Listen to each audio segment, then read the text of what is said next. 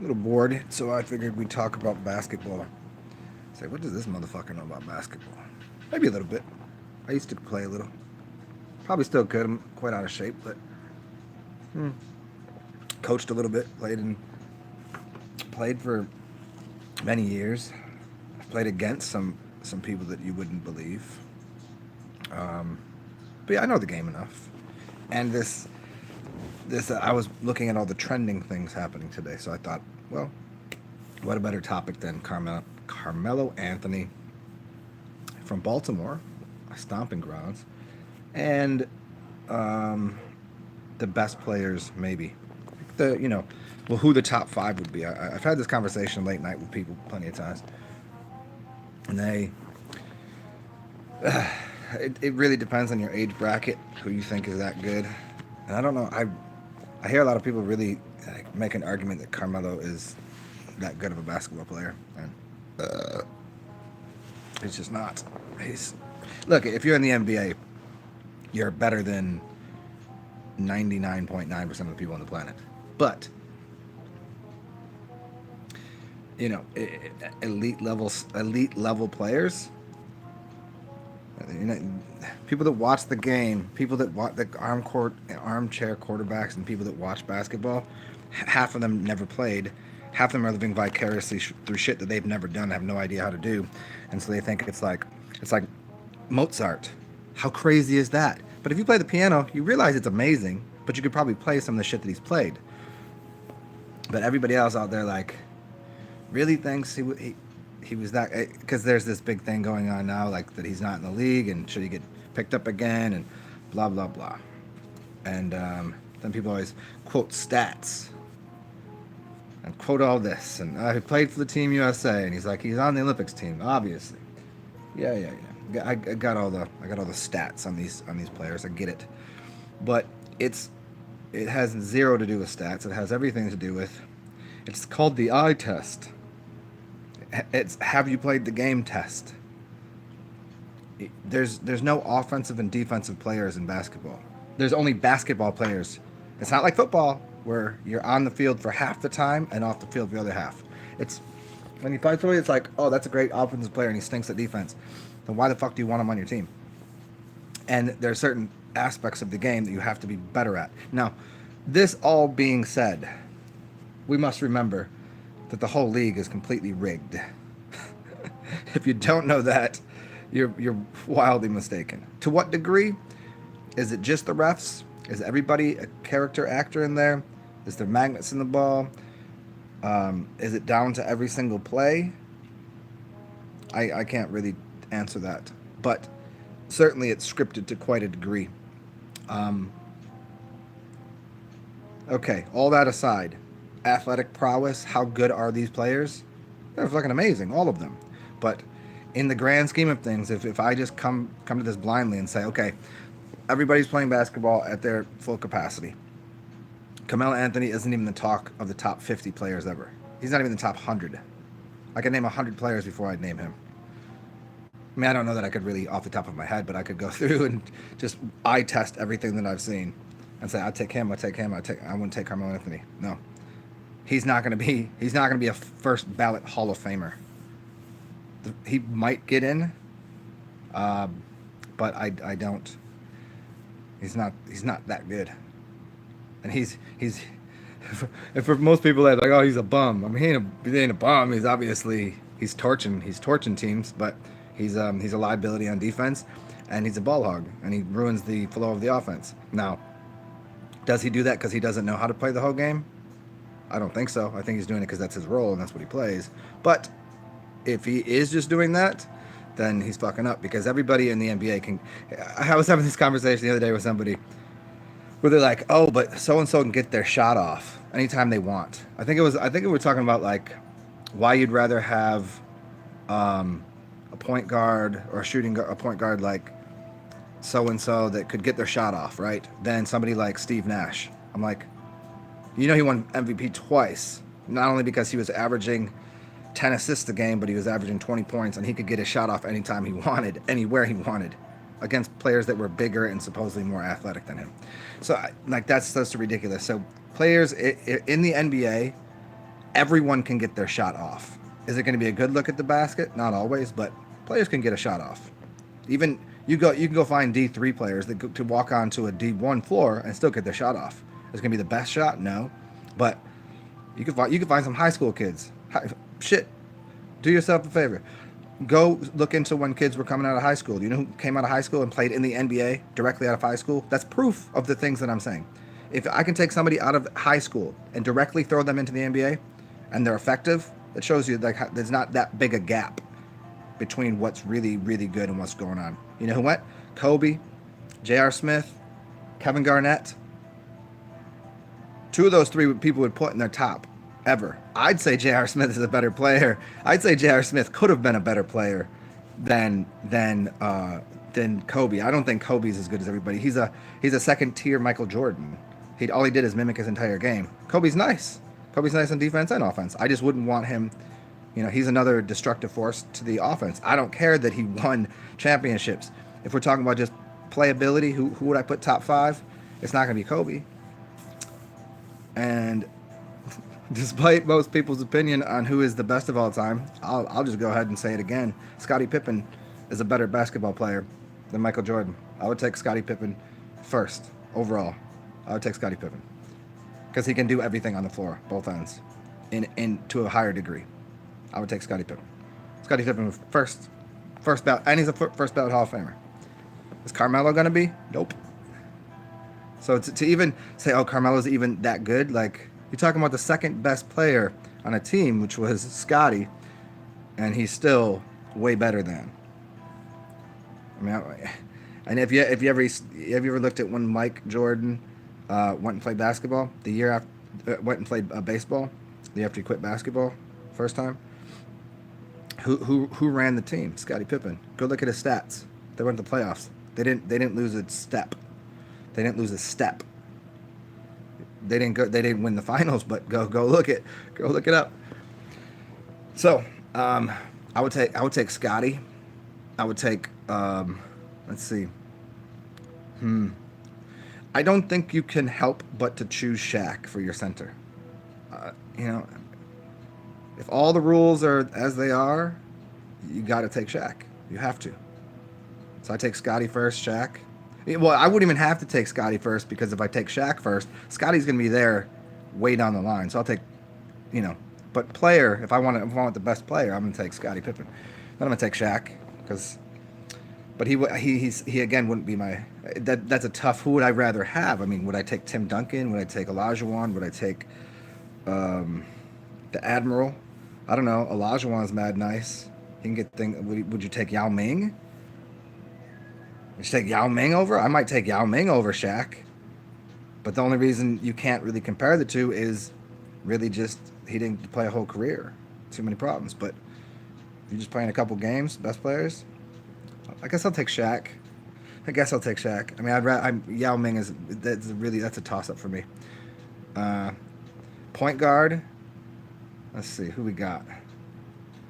I'm just doing it off the top of my head here, so I didn't do any in-depth research. Can I go back as far to this? Can I go to the 40s, 50s, and 60s, and 70s, and 80s? Can I go to? I mean, if you went stats alone, you could just dig out Pete Maravich and Oscar Robertson, but would their game translate to today? Not really. Would they have been as effective? Well, probably their work ethic and what they like. If they probably would be, but you got to take somebody from the 80s, 90s, 2000s. Really, who would I take for point guard? I see. I'm gonna have to somebody. You need to have two-way players everywhere. And as much as Steve Nash is an essential and true point guard, he's going to be a liability on defense. It's just not. He's just not good enough at defense. So my point guard would be and you can't take as many steals as he had, as many steals as Stockton had, as many Stockton, he had Malone. That's all you got. So they had one play because Malone just sweat on everybody. Let's see. So you got to take one per position. So you got Pippen at the 3, Shaq at the 5, power forward.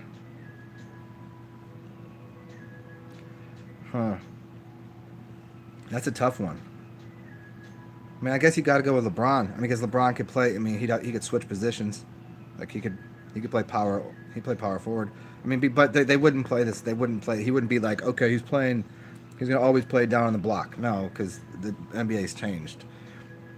So we got the three in Pippen, the four in LeBron, who play will play also a point forward, and then Shaq, Scotty, and you can't not pick Michael Jordan.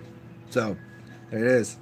So you got Scotty, Jordan, Shaq.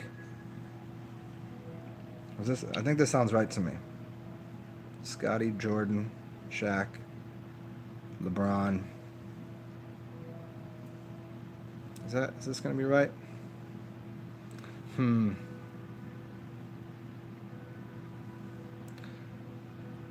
Yeah, I'm pretty comfortable with that. I think let's do this again. Who's my point guard gonna be?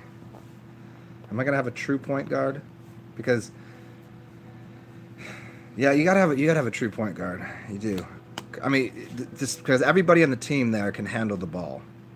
I mean, you don't need Shaq, but you can watch Shaq. He can take it coast to coast, but he doesn't really. He's gonna play offense and defense. He's a fucking unit. So he's your center, just done. And then you got Pippen that can handle the ball, LeBron can handle the ball, Mike can handle the ball. They all can shoot. They all play wildly good defense. And then all I need is a point guard, like a true point guard. And you can't take somebody that's going to be a ball hog. You have one ball hog on the team. That's Mike. But he'd get his assists off. Like, you know, he would go, oh, well, actually Scotty was still averaging 20 something a game. LeBron is still going to get his. Like, so yeah, it would work out. And then you just need a point guard, somebody that's not even worried about getting buckets, and that's going to play hard defense. That's a tough one. I probably want a taller point guard, maybe like.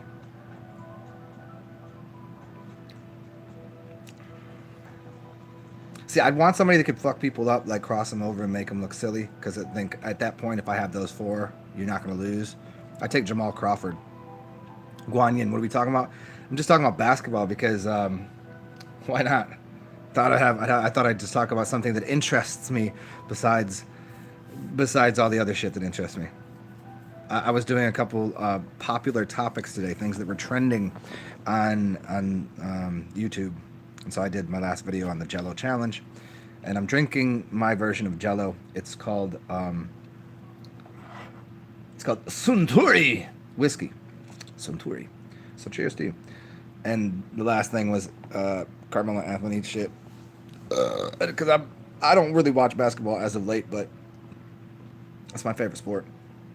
I mean, my favorite sport is soccer, just because I'm mad nice with it. But basketball, because, well, you can't just go out and find a pickup game of soccer.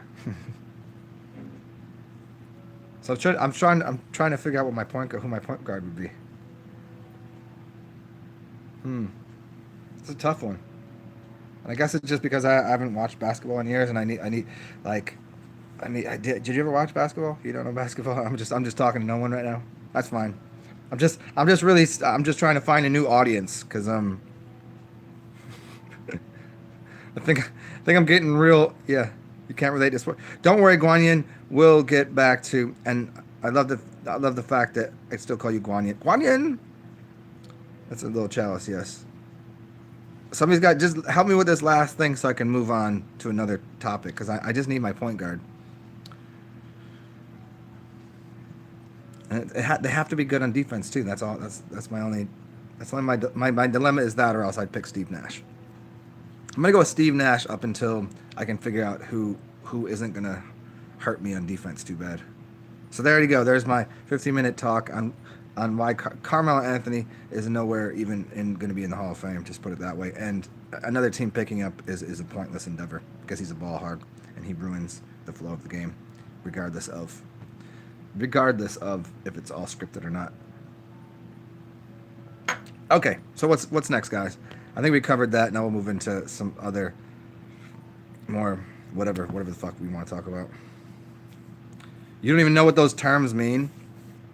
Yeah, I don't either. I just say them. I just if you say things and speak confidently, people will believe what you say. I hate that idea. I really do. Cause I used to deal with people that would do that, and I'd always be like, I'd be kind of like, are you sure about that? And I just walk away, kind of shaking my head like, no, no, I think they're bullshitting. And so that's why I learned, unless I'm really sure and I know something, I just go, okay, right, whatever you say, buddy. Good job. Because I'd rather have people like people that are honest. Like I like having conversations because then they'll just say to your face like, "Oh, I think that's bullshit," or blah blah blah, and you can discuss whatever. But other people that are like, you know, they just go, "Oh, okay," and then they walk away and they're like, what a dipshit." Like people that do that, that's lame too.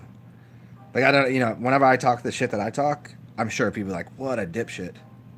Like, because I've had conversations, people like laughed at like me saying, "This is healthy, that's not healthy. Here's why that works. Here's why," and they're like, because their brain doesn't function properly. Oh, you see the Cards Against Humanity there? You can read that? I can't see it on my screen. Yeah, I got Cards Against Humanity up here. Oh, there it is. You seen that? And I got that one too. Disturbed Friends. Yeah.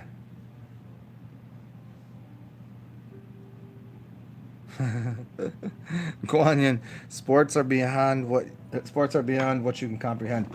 I don't know, because I grew up playing a lot of them. I see the value in them. I think people have overvalued them. They're ports. They're ports of the snake. Ports of energy. Ports. Yeah. But people have overvalued them and put them above and beyond their actual value. Like the value on society, it, you know, has turned into. Let me turn this on because it's Sunday. I don't want to go to church and I don't want to listen to my wife bitch about this and I don't feel like seeing that shit. I just let me. Here we go. I got something I can root for, and then people can disassociate from reality, and that's what it's turned into. Give them games and give them a stadium of games and they won't care about what's going on in the real world. But that is part of the real world. Games are fun. You know, once somebody played that first game, I don't care what it was. Eventually, somebody was going to become, if every time you got beat, you want to win, and so you develop this kind of like. When it goes too far, that's where we are, where people are like, I gotta win at all costs.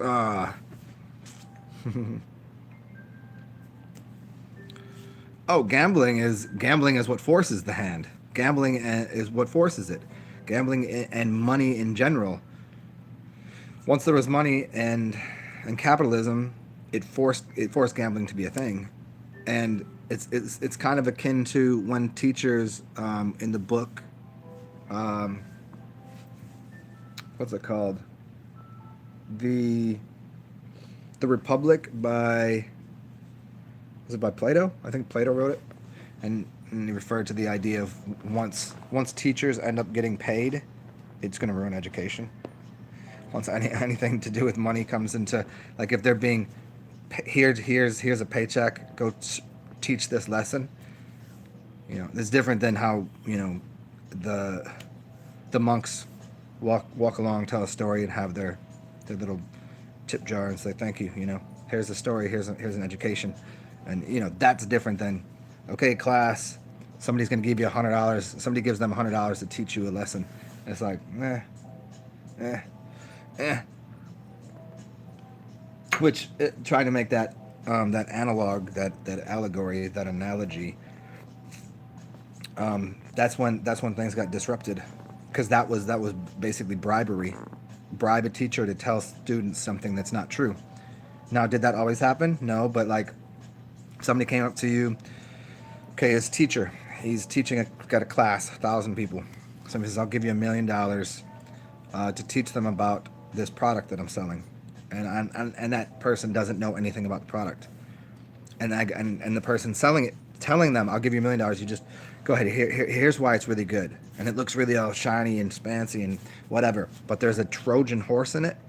really legitimately like there's a poison in the cereal. There's a poison in the Pop Tarts, and I'm like, fucking Pop Tarts, so good. Doesn't really affect me. I don't see anything problem with it. I don't have the addictive personality. Blah blah blah.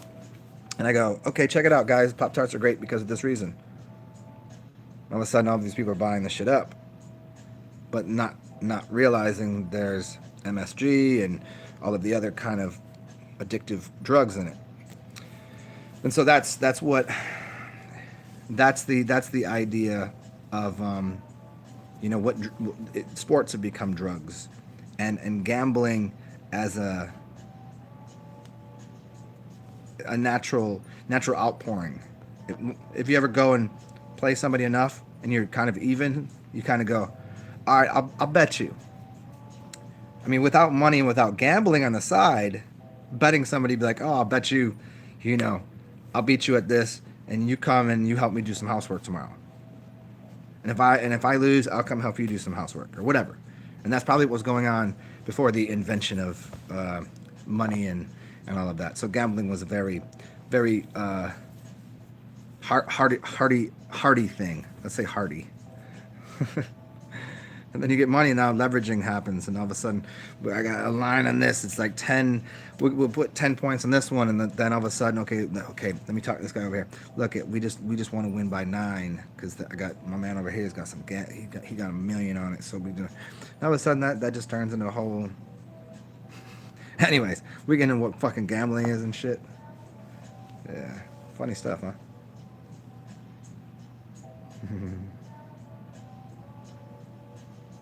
Oh, nice. They all gamble? Are they? Do they know the code? Are they good? Do they make money? Do they know about gematria? Do they know the underlying systems? Or they just gamble off of who they think and who they like, and do they know some bookies and shit? That's another thing. If you know somebody that knows something, whatever. But I mean, hey, where we live, I don't give a fuck. Obviously, gambling's legal, and people go and do it. It's kind of like it's like stock market investing. It's a gamble. If you know somebody's about to start a company that's about to make a lot of money, is that insider trading? No, it's just knowing something that somebody else doesn't. That's what it is. Everything is insider trading. Everything is gambling.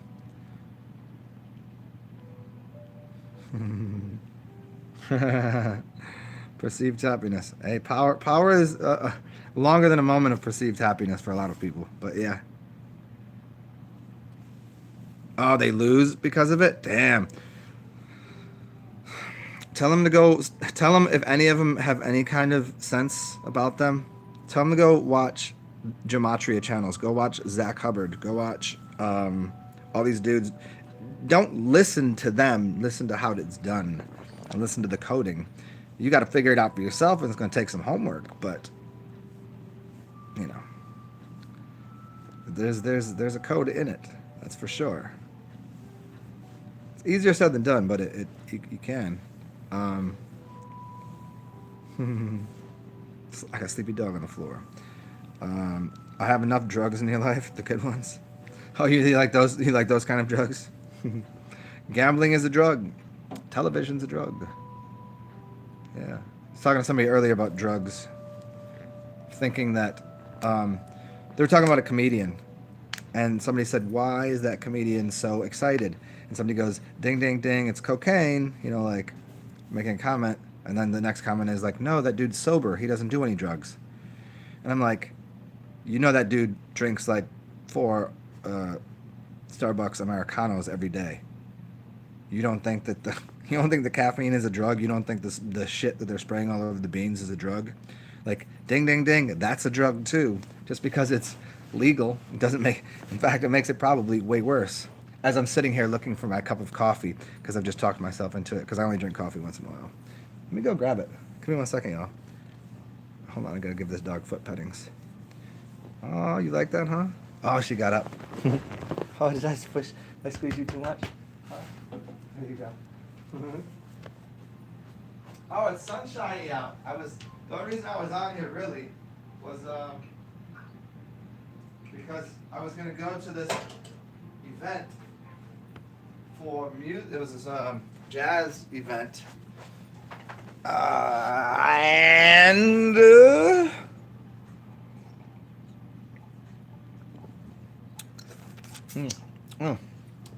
coconut milk, so good in coffee.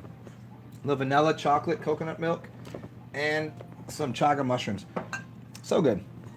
It was raining, so I did not go. It was raining too much. But now the sun is out. Might even go open the door for the dog. Give me one more second. Let me go open the door. You want to go outside? You want to see this outside?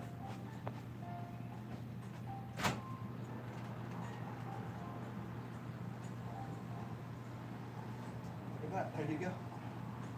Looky, looky. It's like 100 degrees out.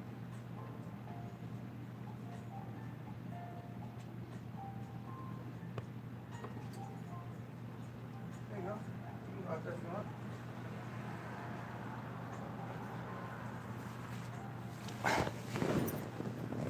Now she playing. What are you doing?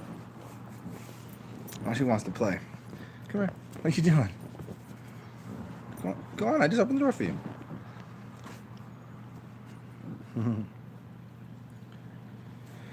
Shobes, what's my definition of drugs? I have a definition between. I think there's two different things. I don't remember who said this, but I thought it was perfectly put. I think there's a difference between what you'd call drugs and, some people say like, weed's not a drug, it's a medicine, And here's the way that someone put it, and I liked it. And it's that drugs force themselves on you, meaning there's nothing you can do to make the drug get pushed out of your system. It's like if you do certain chemicals, it's in you. You can't really over smoke weed. You can't really do too much of certain kinds of things. Like, would you call serotonin a drug? Would you call melatonin a drug? If you like a plant life, all plant lives are drugs, but not in the way that, like, if you eat too much, if you ate too many cucumbers, you'd shit. You're like, well, that's a cucumber. It's a food. It's not a drug. But didn't Hippocrates say let food be your medicine and medicine be your food? So medicine and drugs, I think there's just a slight difference in. But I think everything, to a degree, is a chemical, a drug, something, a medicine. There's even the worst shit. Even though I'm very much against the pharmaceutical corporations and medical mafia bullshit. Even though I'm against that as a totality, because of how pernicious it is. In a small scale, I'm not against people doing any kind of pharmaceutical drugs. That would probably surprise a lot of people to hear.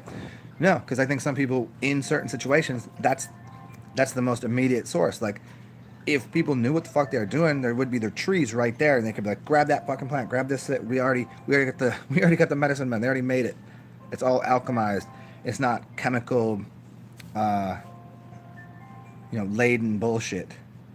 But some of these things in small doses, like I don't. For the longest time, I wouldn't take even a Tylenol. There was this 7-year stint that I didn't. All I would do is I would drink some, I'd smoke a little bit, and there's no, I was vegetarian. It was like that, and like sometimes I'd even have a headache or something very like injure myself. I'm like, nah. And I would have to wait to order the plant that I need for the whatever it was, and yeah, that fixed it. And it, in the long run, I'm sure it helped me a lot. But now, like if I have a fucking bad hangover, something like, trip on my dog, fucking fall, like twist an ankle playing basketball, I'm gonna take a Tylenol. Yes, I will, unless I have a bag of knowing that white willow bark is the best way to go, because that's how aspirin is made. If I have a bag of that in there, which I usually do, then I don't do it. But so with all that being said, yeah, chemicals that like can basically like fuck your system up. That's what I'd call it. But in small quantities and for people that don't overdo them, it's not the worst thing.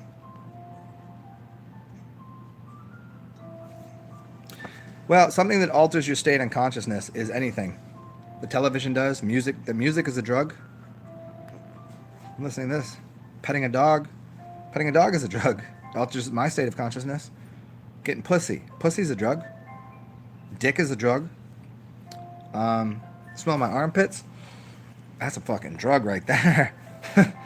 Some people that might be a turn off. Other people that's exactly what they need to smell. You know, um, artwork. I can go. You know, some people can like look at art and just be like, oh wow. I'm not that visually stimulated off of artwork. I mean, off of the human body I am, but artwork not so much. Music can put me in different places. So those are drugs. Food. You ever eaten a meal that you're just like, what the fuck? This is so amazing. Or ugh, this is filthy. You ever had a meal and afterwards you're like, just had a bad attitude, like because it was just like such a fucking terrible meal? And have you ever equally had a meal that was just so delightful you were just like, what the fuck? The world is such an amazing place. So there's not really much that isn't a drug or that alters your state of consciousness. This is why that people that are like, yo, bro, you got to do some LSD and some fucking mushrooms, man. That's really gonna like, bro, settle down. Not everybody should do that. That's not for everyone. And in fact, you probably overdoing it. You fucking all dosed out of your brain, brah. You know, it's like, I get it. I've done all these things. It's just, it's not.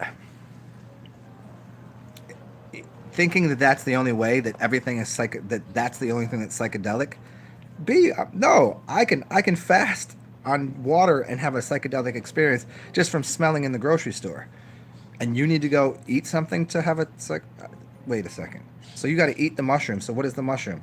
You know, and so you got to get into that with people sometimes. Everything's psychedelic. As I'm sitting here drinking what I like.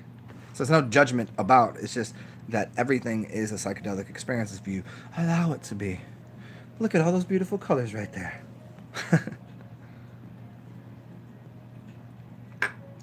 Oh, whiskey, yeah. Whiskey and coffee. I don't know. I don't think that's for me. I like the effects of them, but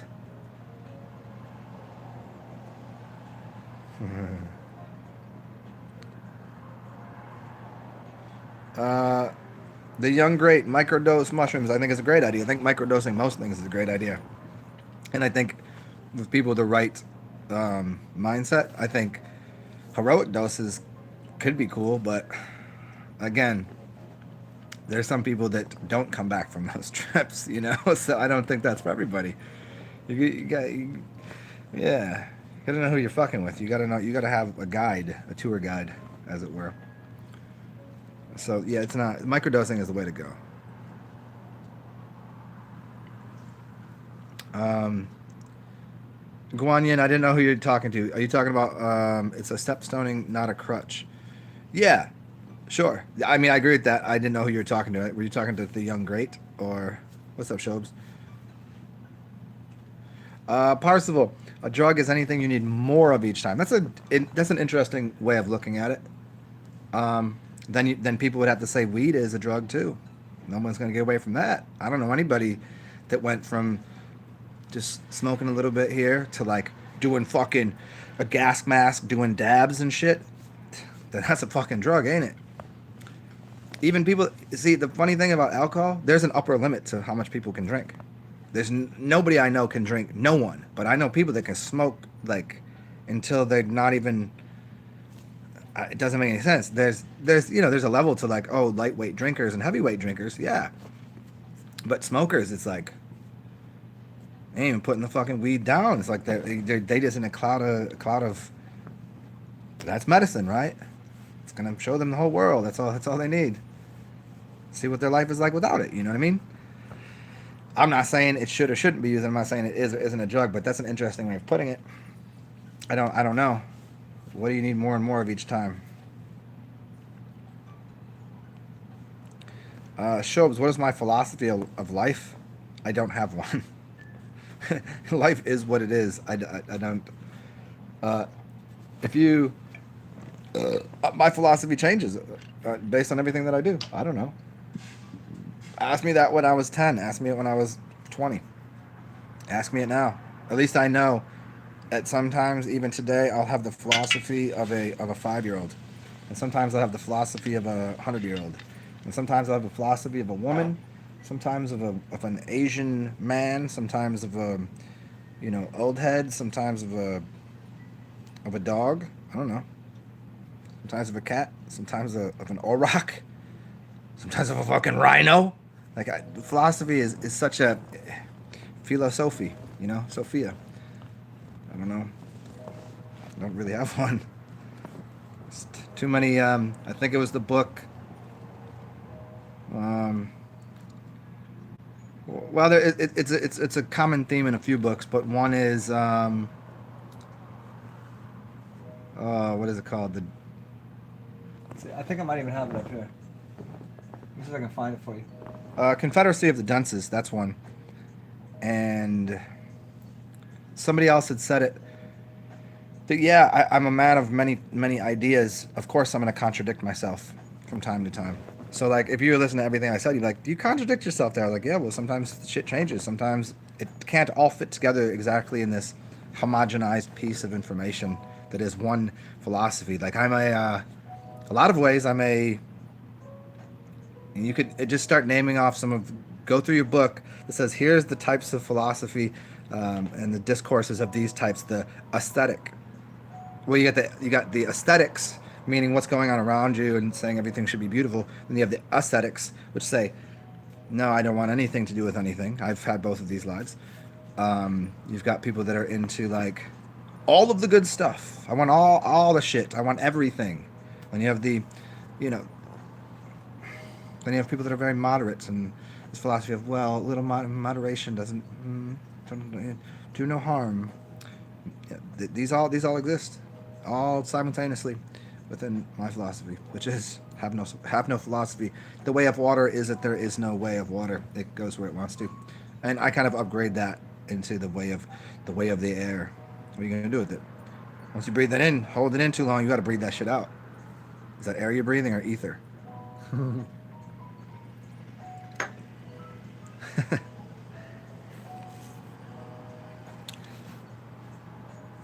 What's up, sweet butt bitteriol? The noses. So there you go. Meaning, how do I live my life? I mean, I know what you meant. You get to see part of it. Live my life in many fashions. So there you go. I think that should suffice. It depends on who I'm around. You know, people always ask, like, sometimes people are like, well, you don't treat everybody the same. Why don't you treat everybody the same? I'm like, because not everybody is the same. Not everybody, like, that'd be unrighteous. I don't treat somebody that's, 3 years old the same way I would treat a cat, the same way as I treat an 80-year-old, the same way I would treat a bus driver, the same way I would treat somebody that's being rude as to somebody who's being polite. Somebody, like, there's no perfect way of being. It all has to be differentiated. People that maintain the same type of philosophy that this will always get you, it doesn't work in the real world. They're using a mathematical set of sequences and events that don't always turn out. Well, you always got to do it this way. Just be nice. Be nice. Yeah, how's that going? I'm the nicest motherfucker you ever met. But, and some people walk around mean mug everybody. But I guarantee if you knew them, then they're the nicest people. See, same. Or you just find people kind of in the middle. But the people that swear that they're the nicest and always nice, those are the people like, they're crazy. They're literally fucking nuts. Those are the people that, they got mental problems for real. How often do you read for knowledge? I try not to. I read these books so you guys can hear them, because listening for most people is an easier thing than reading. Reading is. Remember how they said they wouldn't let slaves learn how to read? That's not true. That's not. In fact, the only enslaved people are the ones that read. Go figure that one out. I'll do a whole lecture on that, even though I've done a bunch on it. You're gonna have to stop that right now. Not you, the dog. And I don't want to get too deep into that right now here, but how often do I read? I tend to listen to audiobooks, so if you consider that reading, I like audiobooks. I like listening to other people speak. Because it gives me much more. It gives me a chance to visualize easier because I don't have to like coordinate this shapes that are on a page and then somehow image that in my head while I'm reading. I'd rather just let it go in, mouth to ear information, then I can visualize something a little easier. And also the sound of the person's voice delivers you much more of this thing. This, what does it sound like? Rather than if I read this book and I've never, okay, I've listened, should I try this out? This person I've heard speak before. So when I read this book, Stephen Buhner, when I'm reading something, I'm reading it somewhat in his voice, which helps me a little bit, but the only reason that this book is amazing is because he tells a story that is so vivid that I can see it. I wouldn't have to have him read me this book. Although I do, this book I actually prefer to read. Probably because I haven't found it in audio.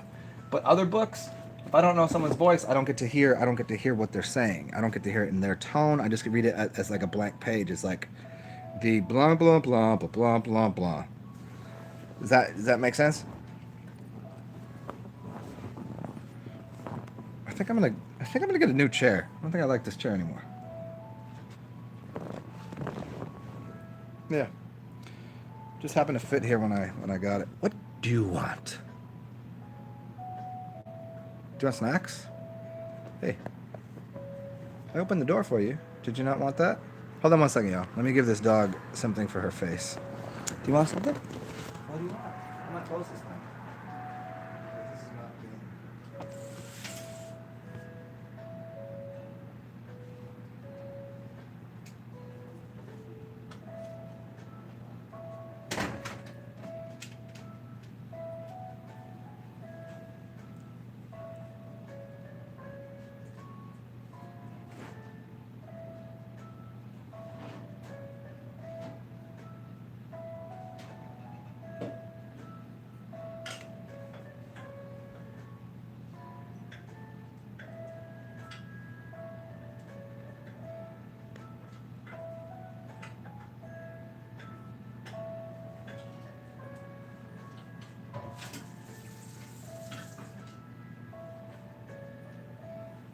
I think my dog, while on the outside she looks like a skinny, well, she's not skinny. She's a good size for what she is. I think on the inside she wants to be a fat dog. I've let her eat enough before where she was thicker. She had some rolls in her neck. It wasn't when she was like stocky, but when she got to that point, if I wanted to move her on the leash, she was not having it. I couldn't do anything about it. I mean, I could, but she's a strong animal. So like now she's at a proper weight. And she always look at me like, feed me more. And I think it's because she knew when she was bigger, by about 15 pounds, she goes from like 45 to 60 pounds. Whenever I let her get that big, she realizes I don't pull her on the leash because it's more trouble than it's worth. And so I just stand there, I'm like, okay, now you're gonna stand here and smell this tree for another 2 minutes. And then we go to the next bush and she's like, I'm smelling this. And she puts her legs down, she's like, I'm smelling this. And when she's done smelling, she looks at me and she like laughs. She has an attitude. Yeah, every Friday. Yeah. His last one, I haven't heard yet. I would love to turn it on, but you know what happens if I turn any music on my channel. It gets fucking copyright shitted on. That's why I need to do things. This is why all of you need to somehow come together and find me some dollars somehow so I can start a channel where I don't have to worry about all the extra shit and somebody can green screen this shit and we can have some fun with it. If I had somebody else, I could put a board over here. We could do lessons and do all that shit. It's just too much for one person. I don't know. I don't have the wherewithal to do the whole thing. It's not my specialty. Anyway, so the point was I can play music. I can make my own music. I mean, I have most of the things I need. It's just musical equipment and whatnot. Yeah, I just want to be able to push a button and just record. It's like, I don't know. Shabs, you're getting deep with these questions, man. Did you wake up with philosophy. You want my philosophy? Where I get my knowledge from? Most of my knowledge, before I answer your next question, is actually from smelling things. I mean, look at this thing. This is nose, man. This is knock knock. It's called a knock. That's that's it's nose gnosis. You know, it's the idea that even if you look at the Egyptian, you know, left eye of Horus, it does a division thing. You know, half plus a quarter plus an eighth plus a 16th plus a 32nd plus a 64th equals 63rd, 63 64ths. It's missing 1 64th. But when you look at that, the division is within the eye, the way it's made, the circle of the eye, then what looks like the eyebrow, even though it's the what is it, corpus callosum, the side of the head. It's supposed to be the side of the head. This is what you're looking at. It's not actually the eyeball. It just looks like it. The point is the nose is the biggest part of that whole system. It's 1/2 of the system. So 1/2 is the nose, and so even your sense of touch is lower down the scale. Even your sight is lower down the scale, and hearing. So this is fractions of your reality. And so the nose, because it's perfectly located in the center of your face, and its polarity, like it causes a balance, and there's no filter between your brain and your nose. So there's a filter with your ears. There's a filter with your eyes. It's got to flip things around, do all this shit. Crosses over here in the back. There's a filter with your ears. You gotta, you know, but your nose goes directly to your brain. There's nothing stopping exactly what you smell. If something smells like shit, it smells like shit. You can't disguise that. It doesn't work that way. Somebody stinks, they stink. And I have the, like, if something smells bad, I will vomit. Like, I don't really have much, you know, people are like, oh no, people smell like fucking perfume. And I'm like, how do you deal with that? How do you all deal with that? I was like, I don't get it. My purpose for existence, the word purpose comes from the words pure and position. What is my purpose? To be me. I am me. I am myself. I am here. I am now. I am present. That's my purpose. I don't have a goal. Purpose would say there's a goal, like in the sense that I think most people, when they say what is your purpose, like they're saying what's your goal in life? What do you hope to accomplish? I don't have one of those things in that fashion. My pure position, my purpose is doing what I'm doing right now. Period. There it is. And it's doing what I'm doing right now. And right now, you know, that's what my purpose is. To say, do I have some ultimate, like, what kind of lineage can I leave on? What kind of, you know, what do I want to accomplish? What task do I have to do in this life? I don't have one, and I won't have one. I don't think. It just doesn't. It doesn't seem to be something worthwhile. I mean, I do have a bunch of ideas that I hope to accomplish in some way, but it's not a singular purpose. It's like if you find somebody that's an artist that paints and draws, and also uses piano as a type of canvas, and then uses their language as a type of paintbrush. Do you think their purpose is to be? Well, they would just say I'm an artist. Well, then somebody would say, clarify. What do you mean artist? What type of artist are you? What are you doing? I don't know what I can do about that. I guess you're gonna just have to lick your butt. Was that not enough food? Hi, what's she doing? I don't know what I can do for you about that. Do you want me to stick pliers up your butt? Do you want to stick my thumb up your butt? And then you could lick my thumb? Would that be better? I don't understand. Did you sit in something that's making your crotch itch? Sorry, I'm talking to my dog.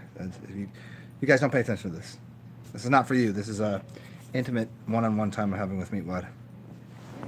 What are you doing? Anyways, my video with tunes playing in the back playing was dope. Oh yeah, I've made a few of those. Shabs, you're getting deep in there. I'm not looking for anything when I smell. You can't look for things when you smell. It's like how do you access the Buddhic mind? How do you what are you looking for when you if you go to the forest, what are you looking for? If you're looking for rest. If you go into the city, to go play around, what are you looking for? I don't know. I'm looking like if I go to the city, I'm looking usually for good music, good company, good people, good drinks. So when I'm smelling something, I don't fucking know. I don't look for anything. So you don't get to look for anything. You don't have like, when your eyes, you're looking out here like I want to see a woman that's shaped like this and her skin is this and caramel color and her hair and blah blah blah. Now you've envisioned something. Your smell, you're not like, oh, I want to smell lilacs with like whenever I'm cooking, if I'm in the kitchen, I can tell you the types of smells that I like, but in general, it's the nose is the only thing that allows people to just access indiscriminately. Try that one on. You discriminate with what you hear to say these are good things. I discriminate against what I hear. And the word discriminate is in the best ways, like who really wants to listen to country music all day long? Not me. And if you do, have fun with that. Who wants to listen to ratchet ass hip hop 24 hours a day, 7 days a week? Hey, if you do, have fun with that. I mean, I'm a hip hop head, but I don't want the shit on the radio. If you want to listen to pop music all day long, 7 days a week, 24 hours a day, not me. I like jazz. I like classical. I like hip hop. I like. Hold on one second. I'll be right back. This dog wants my attention. Give me one second.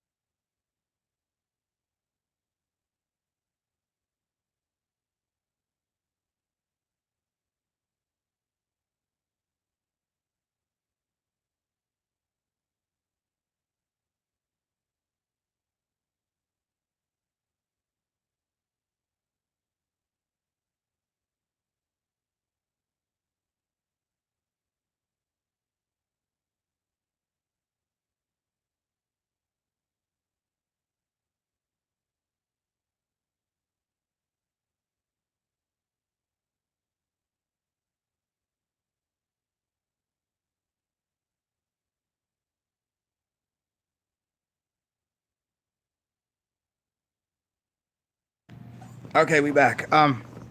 Yeah. So you listen to what you want to listen to. You look for things that you like that are visually stimulating. Some things are not. You watch certain types of movies, others do not. But there's probably a reason there's no smell-o-vision, because it will tell you what's good and what's bad off the giddy up.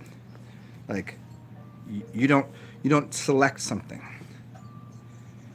A rose and vanilla are going to be beautiful to smell to 99.9% of people, and a pile of donkey shit not going to be very pleasurable to about 99.9% of people, unless somehow there's been an override. But everything else that you see and hear, you get to just make an assessment for yourself. Do you enjoy that?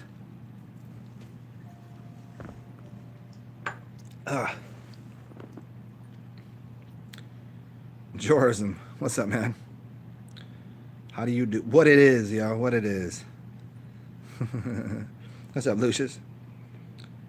Oh, do you want to see meat? You've never seen Meatwad, Patrick? When she gets back up and gets in my face again, you can see her. She's awesome. Oh, you've never seen her?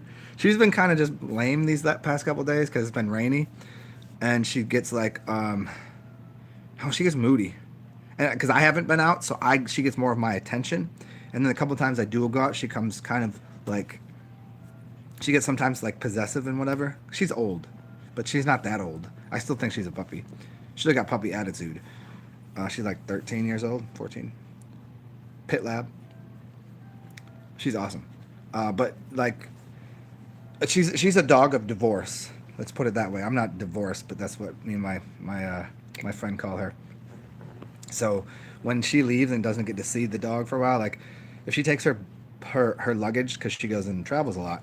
So if the dog sees her do that, the dog immediately goes, "Oh, this bitch ain't coming back." She got like, "Oh no, she's not gonna come back for a while." And then she's like kind of depressive. And then I'm like, "Hey, Meatwad, what's up?" And she gets very kind of sad and whatever. And then she wants to eat and lay on the carpet. And then now on top of that, if I leave for an extended period of time, it's like dogs are like happy to see you, and I come back and she's like, "What the fuck do you want?" So she got an attitude today because yesterday I left. I hadn't been out in a while because it was raining, whatever, and now she got an attitude. You'll see her when she gets up. Like right now, she's being a lazy little bitch. I think she knows I'm calling her a bitch too. Cause she been acting all foolish, but she wasn't like I would pet her and she'd be like, "What do you want?" I don't know if your dog has got that kind of personality and attitude. She's a special creature. Give her a treat. I just fed her. This bitch eats better than I guarantee. This dog eats better than 90% of humans on the planet. She doesn't eat dog food. It's disgusting. If anybody has a dog and you feed your dog food, I am judging you. I'm not judging you because I can't judge you. I'm still gonna make an assessment, girly boy. Is that what he said? Make an assessment, girly man. Yeah, if you feed your dog food, you're a fucking asshole. Just plain and simple. It's easily fixed. Just stop feeding your dog food. Feed them. I mean, what do dogs eat in nature, and what do you eat? Try those two things. If you wouldn't eat it, why would you feed it to your dog? If you feed your dog food, then go eat some dog food. See how you feel. Wonder why dogs have to go to the vet all the time. Wonder why dogs end up becoming blind and getting fucking tail cancer. And how do you think that happens? Eating dried ass protein pellets, and they're all like geeked out. Like, dude, settle down with that. What do dogs eat everywhere else? Why are animals in nature not all fucked up? So what does she eat though? Most of the time, whatever the fuck I'm eating. No, I cook for her. I'll cook like rice, beans, all sorts of spices, turmeric, oils, whatever. There's a lot of things. There's a few staples, but then I like to mix her diet up so she doesn't get too, just on this one thing, and then see how it kind of affects her general attitude. For a long time, she was straight vegetarian. She was a vegetarian for like 7 or 8 years. Pretty much the same time I was. And everything that was being cooked was like... And she was actually on a raw... Even actually during the beginning of that time, I was like, all right, I'll put her on a raw meat diet. So there was like... I don't know if you've ever heard of it. It's like a raw meat diet that you go to like... PetSmart or whatever. And you get these giant blocks of raw meat. And I don't know, they kind of stunk. You put them in the freezer, you got to get them out. I don't know. I wasn't a big fan of it, and like I'd rather she's happier when she's eating, when I'm eating, no matter what it is. Even if I made her food that I eat, like if I have food in there that is dog food, I'll eat it because it's fucking delicious. And like the other day, like yesterday, I went out and I had tacos, and I was like, so I bought her tacos. So she ate tacos. She ate beef tacos. So yeah, she eats. She doesn't. If she ate all of the shit that she wanted whenever she wanted, she'd be a giant. She'd be like 80 or 90 pounds of like. She wouldn't be able to get up and down the stairs. You should feed them whatever makes them happy, I think. Do you think dogs crave meat? No. That's no. Crave? It's like, do you crave? That's like asking if do you crave actual physical interaction or do you crave pornography? What do you mean by that? Or do you crave closing your eyes and masturbating, or do you just crave to never touch yourself, never touch the universe, and just blast off into the itness? Does a dog crave meat? When did they start eating meat? Did dogs go out and hunt down a cow? My dog goes and plays with cows. Does she hunt down cats? No, she tries to play with cats. Does she go and hunt down roosters and turkeys and chickens? Not that I've seen. Does she like raw meat? Sure. Does she like sushi? Yes. Would she go and catch fish? Would she catch fish out of the water? I don't think so. But if I give her raw sushi, she fucking loves it. If I eat a piece of steak, if I happen to, she fucking loves that shit. So it's I don't know, man. I mean, like, what would their we don't live in the natural environment, the natural world anymore. Everything's been too, we're well far away from what would it look like for a dog to eat normally? What would it look like normally for a human to eat? We're so far from that. So I don't know. I just think that feeding dogs dog food is akin to like poisoning poisoning your baby with pig's blood all day. Like, oh no, it's pig's blood. Just feed it to the baby. It's good. Okay. I think that's just as disgusting. If you would, it's for me. If you wouldn't eat it, why would you feed it to someone else or an animal for that matter? There are things that are on my plate. There's something I would just give that to the dog. I'm like, I wouldn't eat that. I'm not giving it to the fucking dog. Are you retarded? Like, would you eat it? They're like, no. I was like, then why would I give it to my dog? It's a dog. I'm like, you're a fucking dog. You eat it. You know what I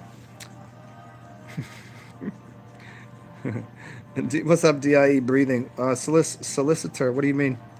I'm not understanding your equation that you're trying to set up here, solicitor. But yeah, the craving meat thing, I don't know. Do I crave meat? Let me try to answer it that way. I can go days at a time with not craving food. I can go days at a time not craving alcohol, and go, when I dive into the thing, sometimes I really want pineapple. Like, sometimes I really, really, really just want pineapple. Sometimes I'm like, I'd like some, and I think that is something organic. And then sometimes I'm like, I want some fucking juju fish. Those little red fish that are all like, I mean, not really, but that's just an example. And I think there's something psychologically manipulative in our youth that says, okay, sometimes I want, what I want? Here's something that, I want a fillet of fish with french fries and a Coke from McDonald's. Do I know how absurdly nasty that is and filthy it is? And is it really the best thing ever? No. But there is something really satisfying about it. So do I crave it? No, I don't eat that daily. Have I eaten that? Yes. You know what I mean? So I think craving is a very interesting word too. Just to answer that fully for you. Patrick, your ex got your beloved Chihuahua. Well, good for your ex, because Chihuahuas fucking suck. No, you know what's funny is, out of all the small dogs, Chihuahuas are the only cool ones. Really, honestly. Most people with the small dogs, the little Yorkshires and the little, what, Pekingese? Are those the small ones? It's a bunch of fucking small ones that are always like, "Bah, bah, bah, bah, bah, bah." Those ones have tried to bite me and tried to bite Meatwad before. Meatwad's the most aloof, friendliest thing. And I'm like, all right, I don't blame it on the dog, although that is their general nature. I blame it on the owner. You know what I mean? Because I've met people that have very small dogs that are well behaved, but that's only 1 out of a million. And I've never met anybody with big dogs that are badly behaved. I never have. I've met hundreds of pit bulls in my life, hundreds of giant pit bulls. Never had a problem. Maybe one time there was just like a scuffle with other dogs, but other than that, like, no, I've seen little dogs just like, and then snipping, napping. Yeah, I've actually had to get down on my hands and knees and start to bark and yell at a dog, because it wouldn't stop. It wouldn't fucking get away from me. Why didn't it get away from me? And the owner is like, I don't know what to do. And I was like, this is what you do. You know what I mean? Little barky pieces of shit. But Chihuahua's here she is. Amy, what, do you want to say hi on camera, or are you too shy right now? Oh, she said fuck that. She just walked away. She can hear me. Mangoes. Oh, wow, that's interesting. So your Chihuahua eats mangoes, papayas. Mangoes and papayas, this one doesn't like fruits too often. Zucchini, she would eat. Eggs, definitely. Butter, definitely. Milk, definitely. Potatoes, definitely. Coconuts, yes. Coconut oil.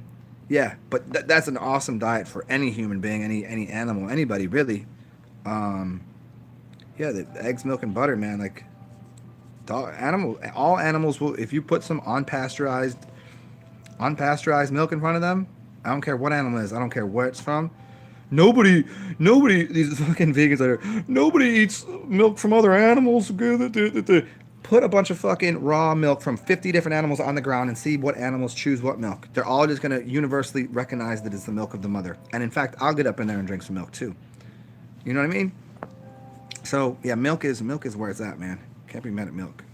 Milky. Cereal, baby. Milky. Remember that shit?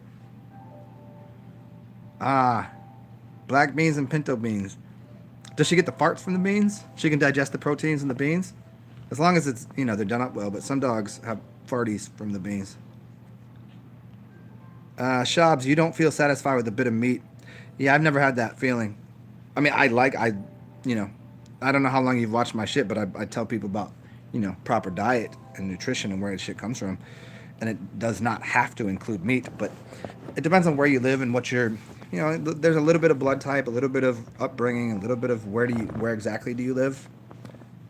But some of that is really just mental conditioning, and some of it is physical. How to put it?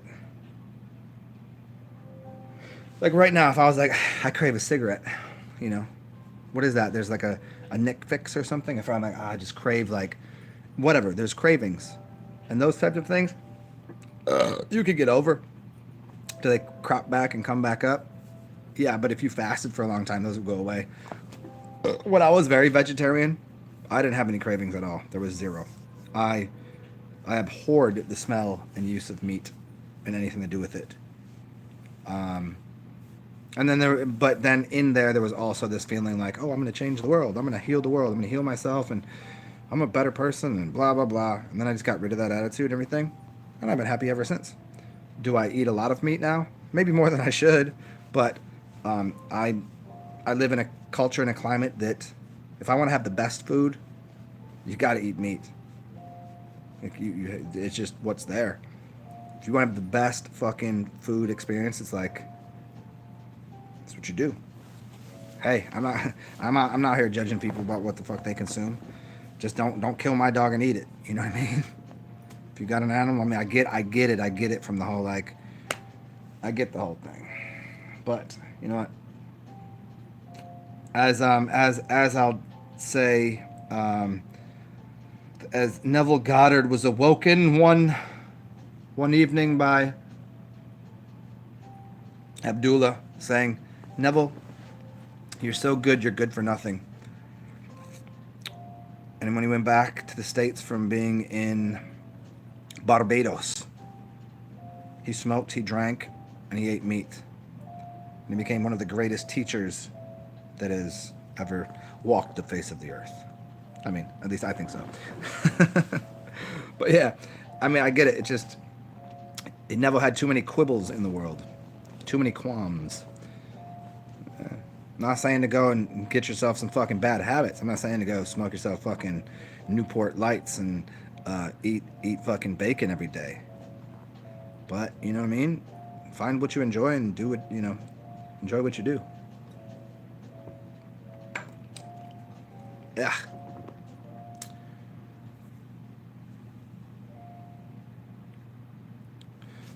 Patrick, you're yeah, like he's always chilling on CBDs. Yeah, CBD, man. I enjoyed CBD.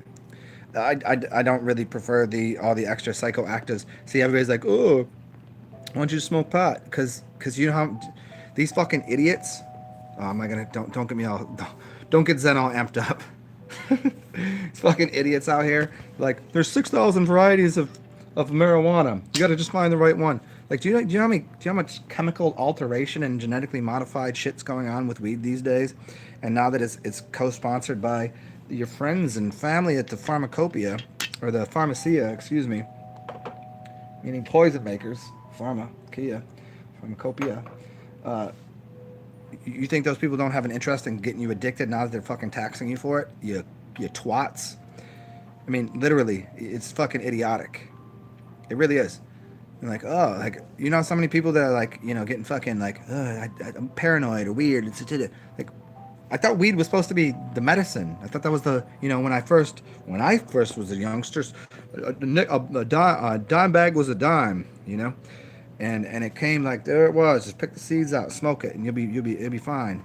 And now it's like shit. You're like, what the fuck is in this? And, you know, well, you're just not smoking the right varietals. You gotta find the right back. Like, what? Just give me the fucking original organic heirloom seed of where all that shit came from. I'll smoke that shit. Well, don't you realize that people need... No, just give me the holistic thing. And everybody out here trying to... No. It's not how it works, yo. It's not how it works. Hey, but if you do fuck with the herbs and you get the right varieties, hey, I fucks with that too. Don't get me wrong. See, people think when this is jokes to me, but it's also true that, you know, there's a few strains that I really, really thoroughly enjoy that are very, you know, I like the psychoactive effect of them. The rest of them I could do without. You know, I'll take the body buzz. You can stay out my fucking head, which is CBD. Just relax the body, relax the mind. So I enjoy that because it gets rid of all of the extra, the unessentials.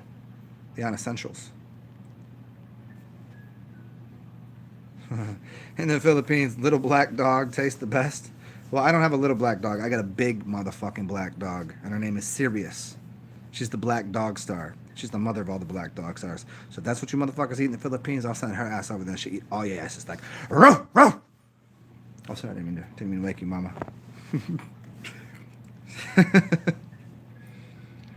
Yeah, you know? Good thing you live in the Philippines. Cause I eat all you little Filipino asses. Shit, I think I'm Filipino. Fuck. God damn it. You gotta, Filipinos are everywhere. Filipinos have a very interesting look, don't we?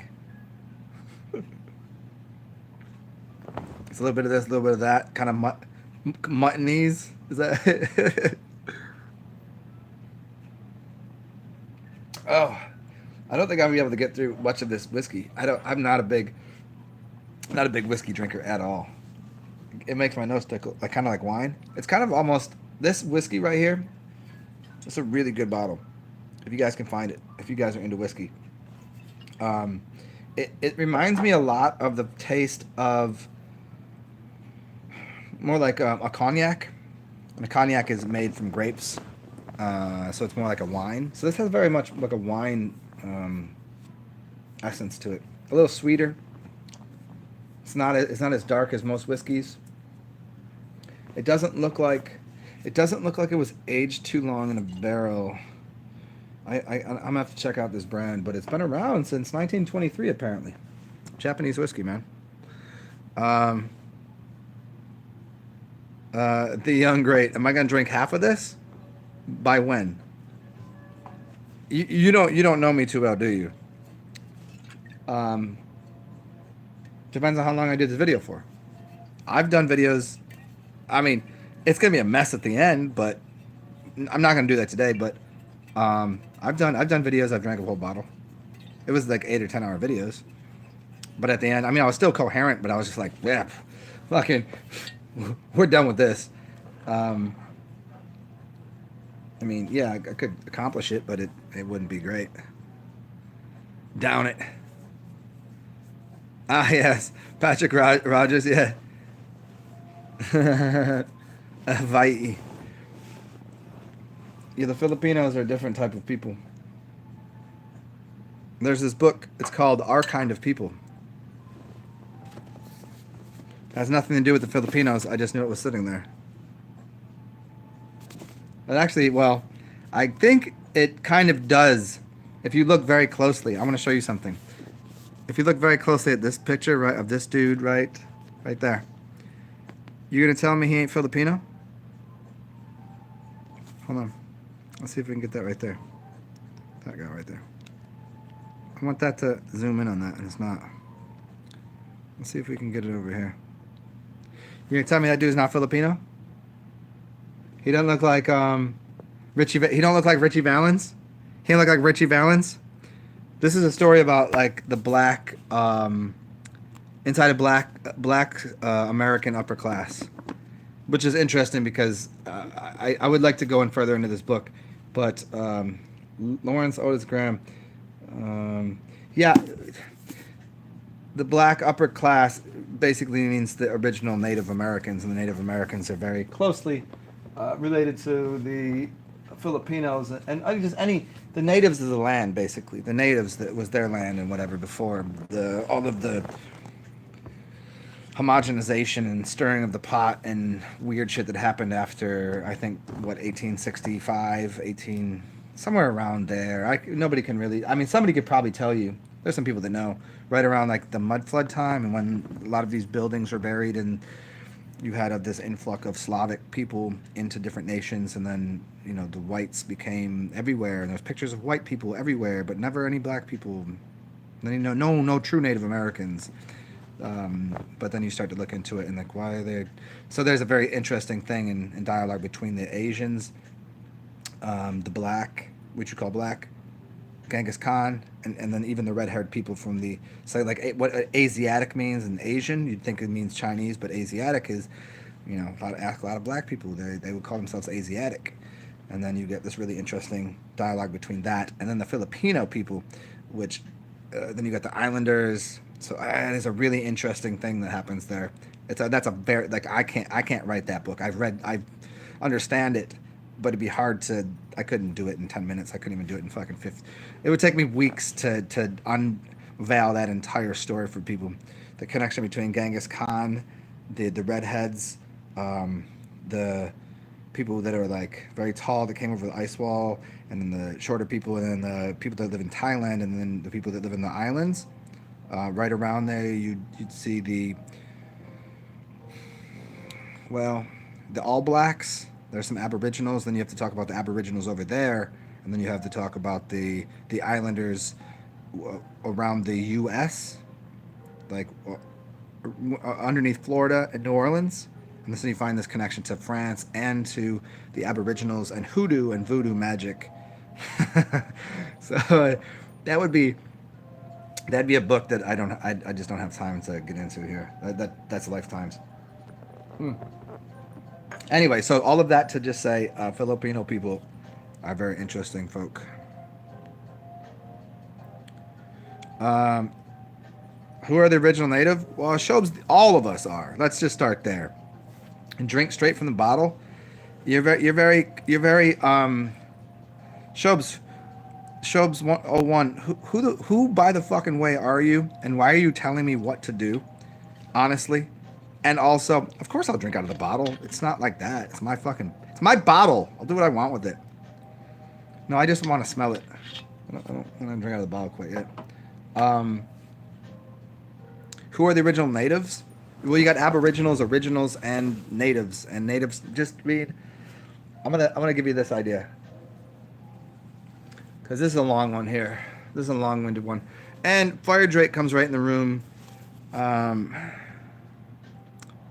As a laugh. Oh, no, hey, Shobes, I'm doing that for a laugh, too. I'm fucking with you because I don't know who you are. But your questions are very, like, pointed, poignant, and direct. And it's, yeah, I will. I will in a second. Oren out the copper. Yeah, that's weird. Do it out of, use aged urine, put it in a copper cup, and then see how quickly that becomes a blue-green color, and see what that does to your system. I don't know. I can't be sure. I don't know if there's something about blue water that will make you blue-blooded. and what copper does to the blood, rather than having, say, iron in your blood, which rusts, which turns to red. Blue blood's copper. Red blood's iron. Rusting blood, iron. Yeah.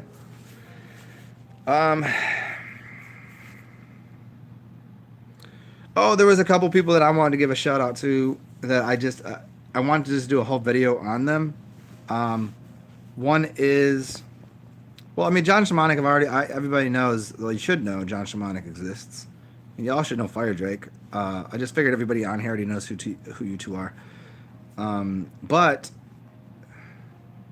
who was it that made a video that has like no views and it's really, Devon the Airbender. I'll make a whole video on tomorrow. But everybody here, Devon Airbender, and he's doing classes for people about breath practice. Like, I think he said it's deeper than pranayama. He goes, I've never seen it online, and he's doing breath work with people.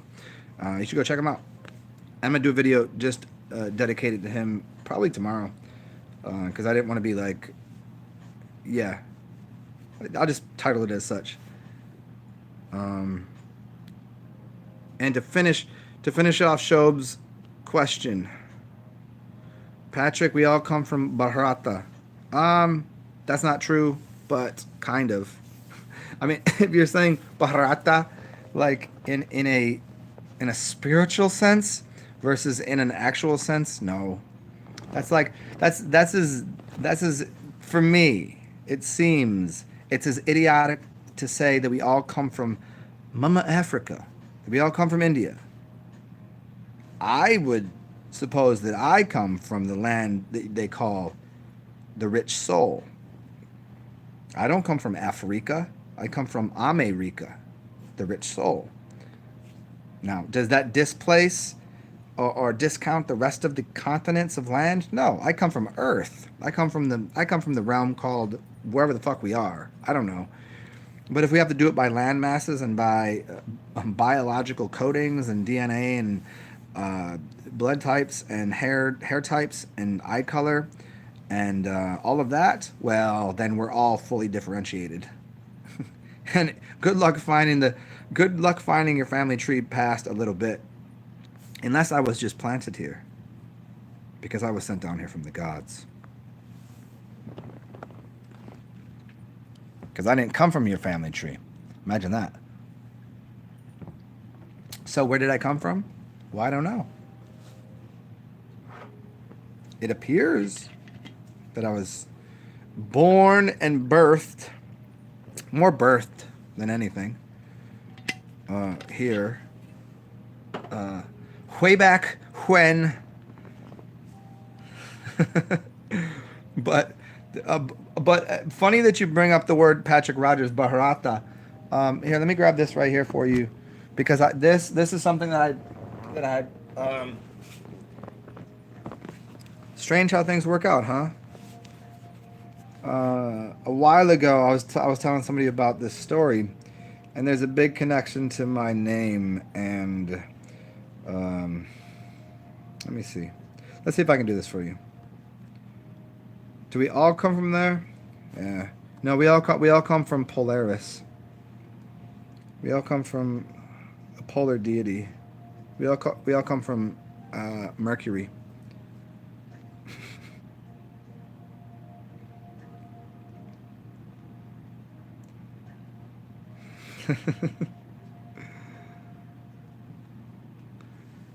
Let me see. Let me get this. Let me make sure I spell this right. So, because they do change up the spelling, but there is an interesting, yeah. Let me see if I can find the quick one. I'm gonna try to get right to it. But see, then I cannot read out of the Encyclopedia Britannica, because Britannica is gonna lie to you about it. So I can't trust that source, can I? So we're going to go ahead and not read that one. Wikipedia. It could be this way, or there could be that way. Has the younger brother of Lord Hrama. Wait, I can't. Let's see. Bharata and Shatagurna Gurna are considered as past incarnations of Shishanga, Shanka, and Sudarshana, respectively. Let's see if we yeah, I'm not gonna be able to find it right now. I'll do a whole thing on this. I think I did a video on this like a year and a half ago when I was like, oh my god, this shit's crazy. Like all of the weird kind of synchronicities with my birthplace that I'm told and my name that I was given and things.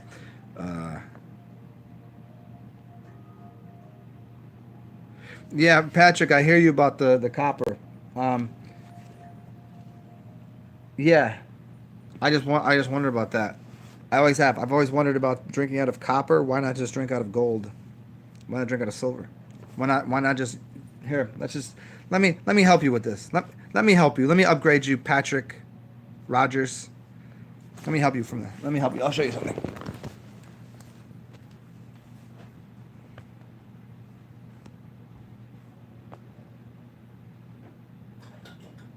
What do we have here? Let's find the vessels. Okay. So here, I'll let you choose. This is a choose your own adventure game, and I'll explain something to you. So should I take this copper one? These are both copper, all the way through. Copper. This is just something that I've had for a while, and you know how they kind of get a little bit like that. And this is a newer one, but it hasn't really lost its oop, shit, there's a little water in there. There we go. It hasn't really lost, even on the inside it still has some sheen. See the bottom? This is newer, but it hasn't, this doesn't even really stay. So it's probably this one, but I don't know. I'm happy to drink out of this one. It's all the same to me. Which one should I drink out of? But I'm gonna do something else too. I think you'd want me to choose this. I think this is the correct one. They're the same, I promise. Well, not the same. They're from the same store. Both Indian people. Like, do do do do do do. I was doing a Superman in Indian doot doot doot. Well, I guess you're not gonna answer, so I'm just gonna choose for myself. And then what we're gonna do here is to upgrade this whole situation. Ugh. It is too bad because I used to have a copper singing bowl, but somebody had taken that off of my plate. I'll just say it that way. I have singing bowls that we can do part of this with, but they're not copper all the way through. They have a little bit of machined thing on it. But okay, so we got this, and then what we'll do is we'll take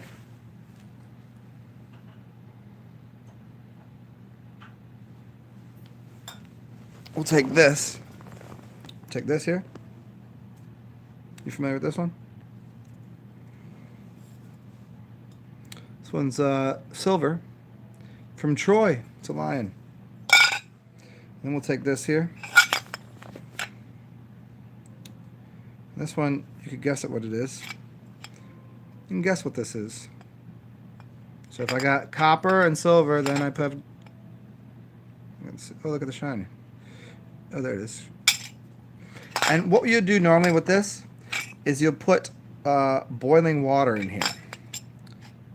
You don't have to. You could use a stainless steel pan and put a piece of copper, a piece of silver, a piece of gold, and you'd boil it for about 15 minutes. Then we get to some Ayurvedic ideas. Or you could just put some water in here. Or in my case, because it's what I have here, this is what we'll just work with. We'll just turn this into something else. Ooh, shit.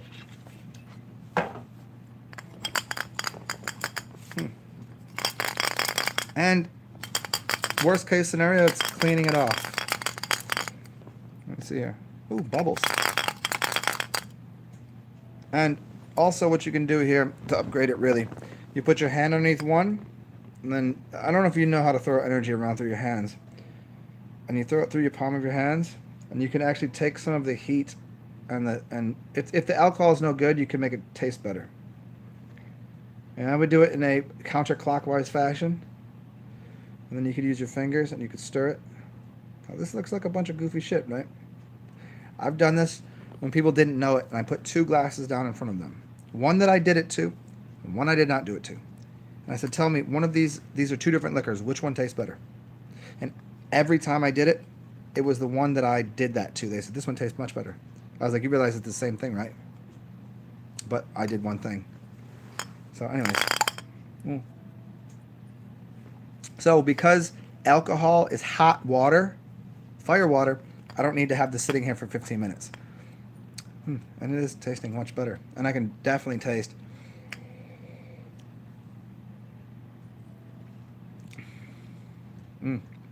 See that? Do I even do that with my face anymore? But I was like,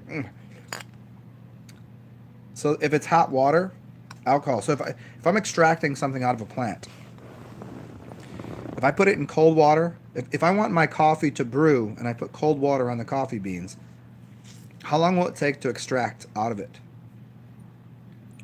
A day? Now if I heat the temperature up, how long does it take to extract out of the coffee beans? 4 minutes? Now if I take water and I heat it up and I distill it, along with a bunch of sugars, and I create alcohol, and then I want to make a alcohol tincture, it's going to extract alkaloids and energies, you can just call them energies, different types of things that you're unaware of, out of the elements that you're using, whether it's a tree bark or rose petal or whatever, and it's a higher temperature. And by temperature, I just mean what it already is. You can drink boiling hot water, or you could drink this. You know, it's just as difficult to drink like, 150 proof shit, right? Whew, that shit is hot. Why people say that? It literally is hot water. But you can cool it down. And here's 3 elements. So there you go. There's a little thing into.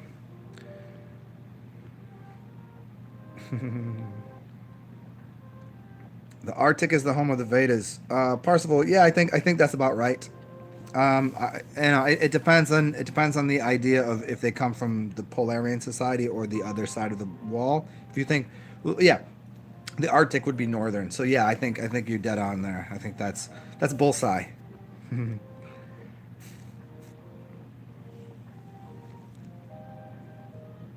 Yeah, Fire Drake, isn't it funny when you say that light isn't traveling, it reproduces itself, and then you say something or think something or do something, and then everybody around you is doing it, and you're like, I didn't even say that out loud. I didn't even make a video about that. Like sometimes I'll think about shit. I'll make a video just to be fucking stupid, and I'll say some weird shit on purpose, but then I'll think otherwise, and then I'll be out in public and I'll hear people say otherwise, like what I was thinking.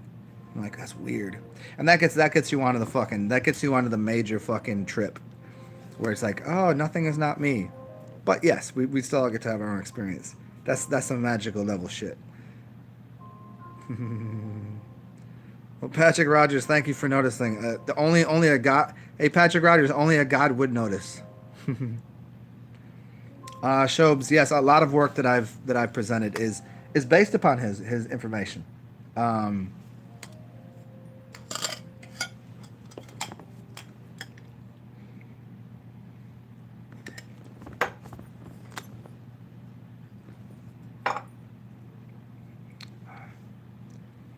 Look at that. Look at that. Cleaned it right up. Nice. Had a little bit of nice. Had a little scum on here the other day. I don't know. I let somebody borrow it for a second. It's all cleaned up. Nice. So I think this is if you go into a kitchen and you want to cook up you're in a bakery, right? Because that's when it's most important, that your ingredients are in the right order. That you need 100 grams of flour, 5 grams of sugar, blah, blah, blah. You want to make cookies or whatever. This would be the kind of time where you would need this much copper, which would be, it's in the golden relation, the golden mean, the golden relation. You'd want this much gold to this much copper. Excuse me, this much gold to this much silver to that much copper. That's the golden mean right there. I'm gonna trip you out one day when you fucking look at this. Actually, this is literally the golden mean. This is to that is that, and this is the whole. It's gonna trip you out one day. Ah!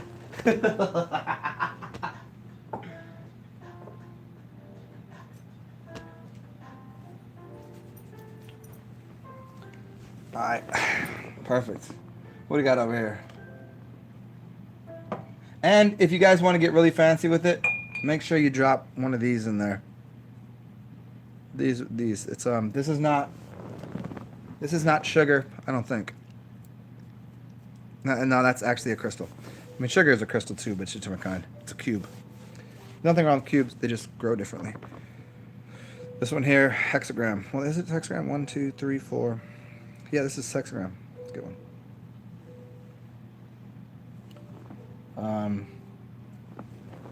Yeah, you can throw that in there too. All right. I need to fill my my monkey up.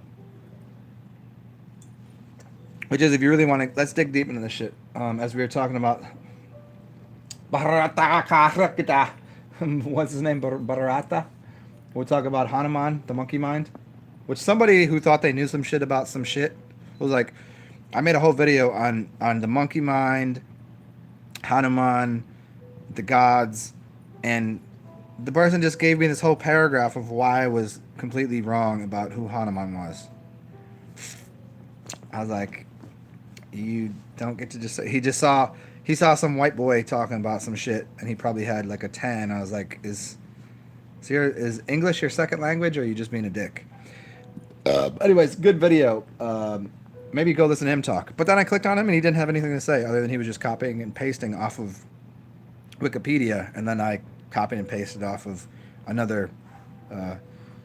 It wasn't .com. It was Rosh Hashanah. And I was like, well, it says right here that the monkey mind means this. So speaking of the monkey mind, we'll fill up the monkey mind and show you what the monkey mind means.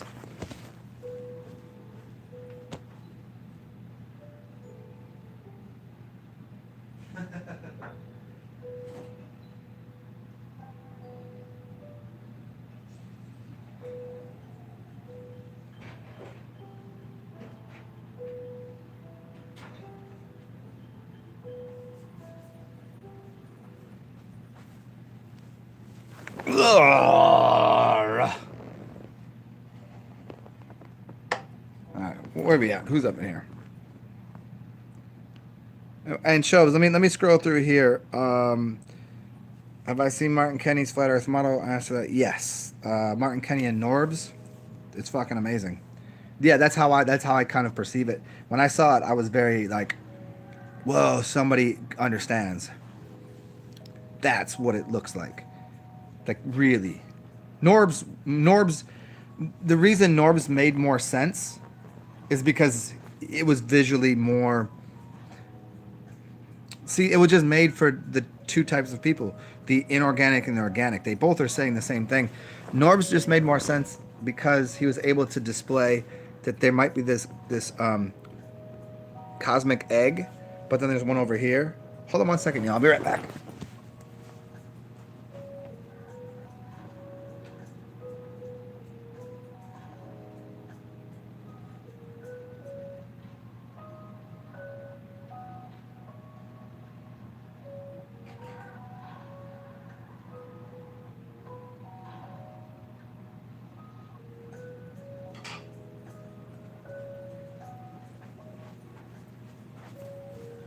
Yeah, so I think Norb's world ideas made a little more sense to most people that come from a technological background, and the idea that we live on an infinite plane, like an infinite landscape, that there actually is some out there. And the reason that is because he showed the eggs as if there's many eggs going on, like that's your consciousness, that's theirs, but they all exist with kind of like an egg. You know, in the middle there's this yolk and there's this, but it if you hold it up, depending on how you hold it, it still flattens out and it's still in there, waiting to be. And this goes into actually Dan Winter's work, where you talk about the the dragon's egg, which is, oh man, so many ways I want to do this right now. And I really hate that my mustache does this little curly Q thing sometimes. When I get a little bit of alcohol on my mustache, for whatever reason, it dries it a little bit and it curls. And it goes in my nose. And sometimes when I'm making these videos and I'm drinking, people are like, is that dude doing some blow in the bathroom right now? Why does he keep doing this? No, because I have fucking curly hair right there. I can show you guys. Check it out. There, got it. Because it goes up in there and just tickles my nose. I mean, if I did blow, would my eyes look like this? Would I be this fucking... And it's also just one of my little things I like to do. I like to ponder. Anyways, what the fuck are we talking about? Just my personality, yo. Get over it. Let's get back to what I was talking about here. Yeah, the Martin Kenny model. Martin Kenny's interviews that he did really cemented a couple ideas about the 4 root races, and then having the 4 root races that split off into the 7, and then the homogenization between the different cultures. And the crazy shit about it all is everybody that wants to have these pure bloodlines, the fact that, I mean, the pure bloodline is that one of those old stories from, was like Greco-Roman, I just like to say that, where like, you can't be with that person, they're from the other empire, like they will never work, but they can still have children. Like if your blood works together, like if you fucked a sheep and you could have sheep children, I guess you're probably part sheep, you know what I mean? I mean, I don't suggest fucking sheep, but I'm saying if your blood happens to work with somebody else's, your semen and their egg, that works, you know, then it works. And that's all that should really matter, because in the the dog just got up. Hold on. She heard me talk about fucking sheep. That's what she did. Now she just walked away. She's like, oh God, is he talking about sheep fucking right now?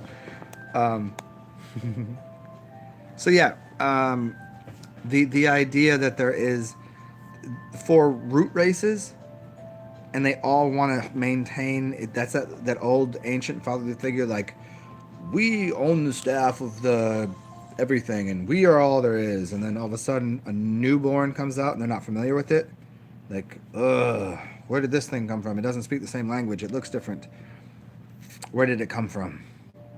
It's nothing like us. But when you're a mutt that looks like everything, that's funny, because especially when you're a mutt that doesn't know its lineage. Like, I would, in one sense, I'd like to know, like, give me a direct path back to the source of where I came from. I mean, I get where I come from, the source, but I'd like to see a couple of generations back. I'd like to look back into, like, if there was a 1400s that existed, I'd like to go back to the 1400s and see what my path was, like, what empires that, was I the bastard child from the Byzantine Empire? Was I the part of or was I just some fucking scum on the streets that was walking around asking for change as I baked bread, or stole fucking oranges from the thing as I'm running along? Like, what was that? Like, was I like, I used to be the king of Spain, now I eat humble pie? Anybody know that song? So those stories are all wonderful and excellent. And this dog is really asking for some attention. Come here. Come here. I'll give you bunnies. Come here. Do you guys want to see this dog? She wants attention right now. You guys want to see Meatwad? There she is. Say hi. See. Oh! That's what you get. That's what you get. That's what she wanted. I do not control the dog. She does not want to be on camera. And also I noticed that the music might fuck this shit up, so I was gonna turn that down just a little bit. Because earlier when I had the music on, hold on one second, yo.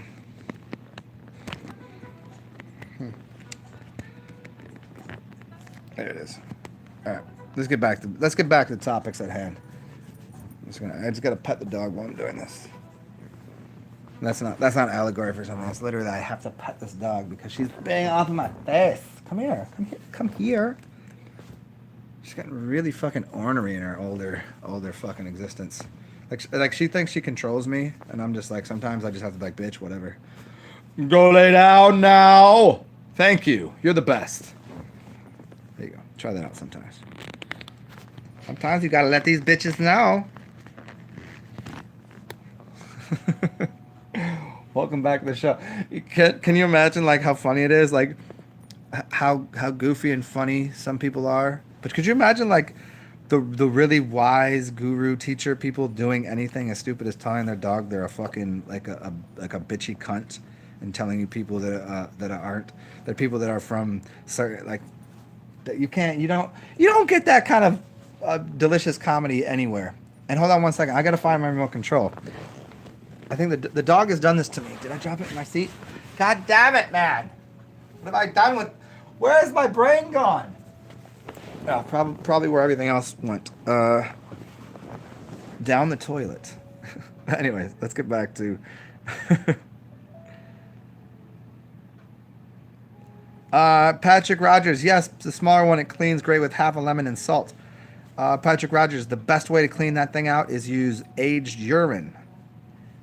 Put it in a thing with aged urine, and watch that shit. It is clean as the other one. I guarantee it. You gotta let it sit there for a while, and if you get really fancy with it, feel free to adding a little hydrogen peroxide. They'll clean that bitch right out. What's up, lettuce and numbers?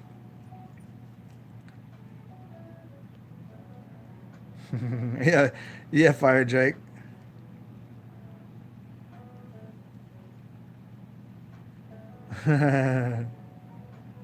Yes, tequila, homemade dabs. All right, I'm down with that. I'd probably only smoke with you, like after I met you. You know what I mean? I don't smoke with just anybody. It takes a very special. It takes a very special person to go on that kind of fucking, especially if it's that much. If I know where I'm getting it. Look at that. What is that? Why is it glowy right there? Oh, it's off of that. It takes a very special person to do that with. But I would definitely drink tequila with you. I'll drink tequila with. I don't drink tequila with anyone, but. There it is. Let me get that on my way. All right, there it is. Oh, there it is again. Apparently I gotta cut my mustache a little bit. I've been getting a little lazy with the mustache work. I just didn't really give a fuck. Here, let's fix this up before I keep talking.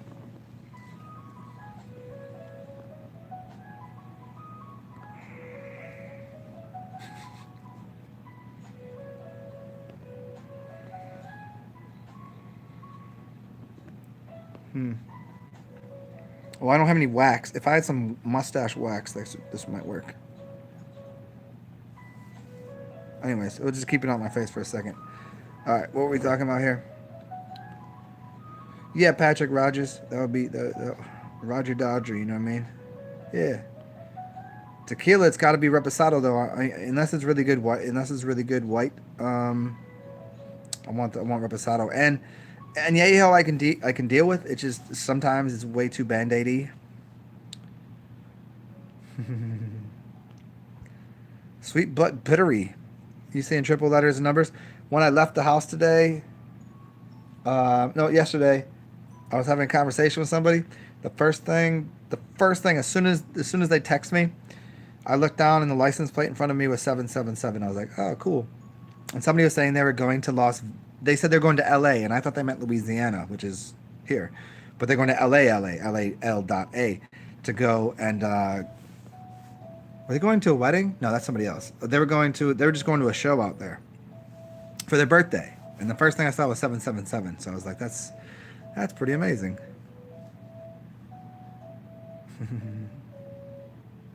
Yeah, it is. I mean, you got to carry this shit around. It's fun. I enjoy it. Shubs, I like it for this reason, because you can kind of I like to divide it up in thirds and do all that shit.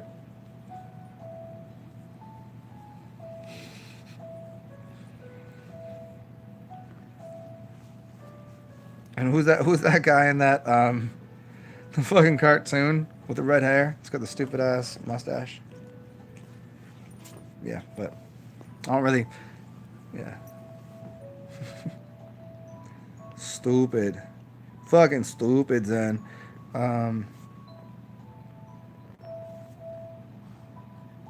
Serious doggo, yeah.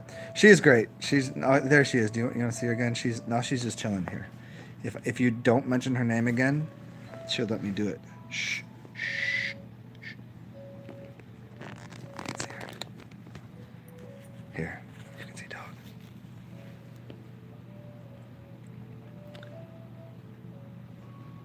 Hey dog. Hey Meaty. Meaty, do you want to say hi to people? Hey Meat, what? Hey Sirius, what are you doing? Why so serious? Meaty, what are you doing? Do you want to say hi? Are you relaxing right now? See how she gives 2 fucks about what I'm saying? Okay, here, we'll talk to the other one over there. Hey. There you go. Whoosh. Whoosh. Well, I guess she didn't want to talk. Oh, now she's looking at me. Look at, here she goes. Look at. Say hi. Meaty, what are you doing? Say hi. She's such a fucking bitch sometimes, I swear. But if you're cool, she's a lot of excitement. I think she's had too much excitement for the day. We already went outside and played in the yards, and I think she's eaten too much, honestly, because I fed her so many times today because she kept asking for food. See, she acts like she can't hear me. If you just saw her do this, as soon as I said the word F-O-O-D, her ears went, oh. It's like, what did you say? Like I was gonna F-E-E-D her again. And she even knows how to spell because she just did it again.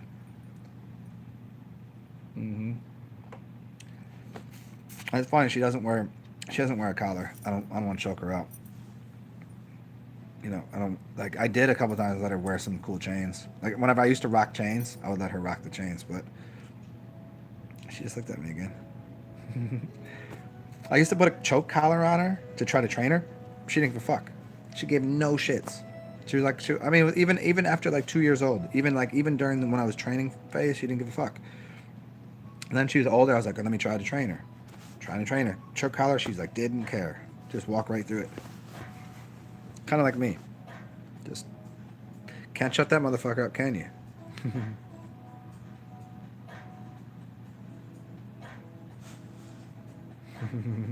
Dog star in the building. Alright, Fire Jake and Joy, man. She's the pack leader. Yeah. I let her absorb that responsibility. You know what I mean?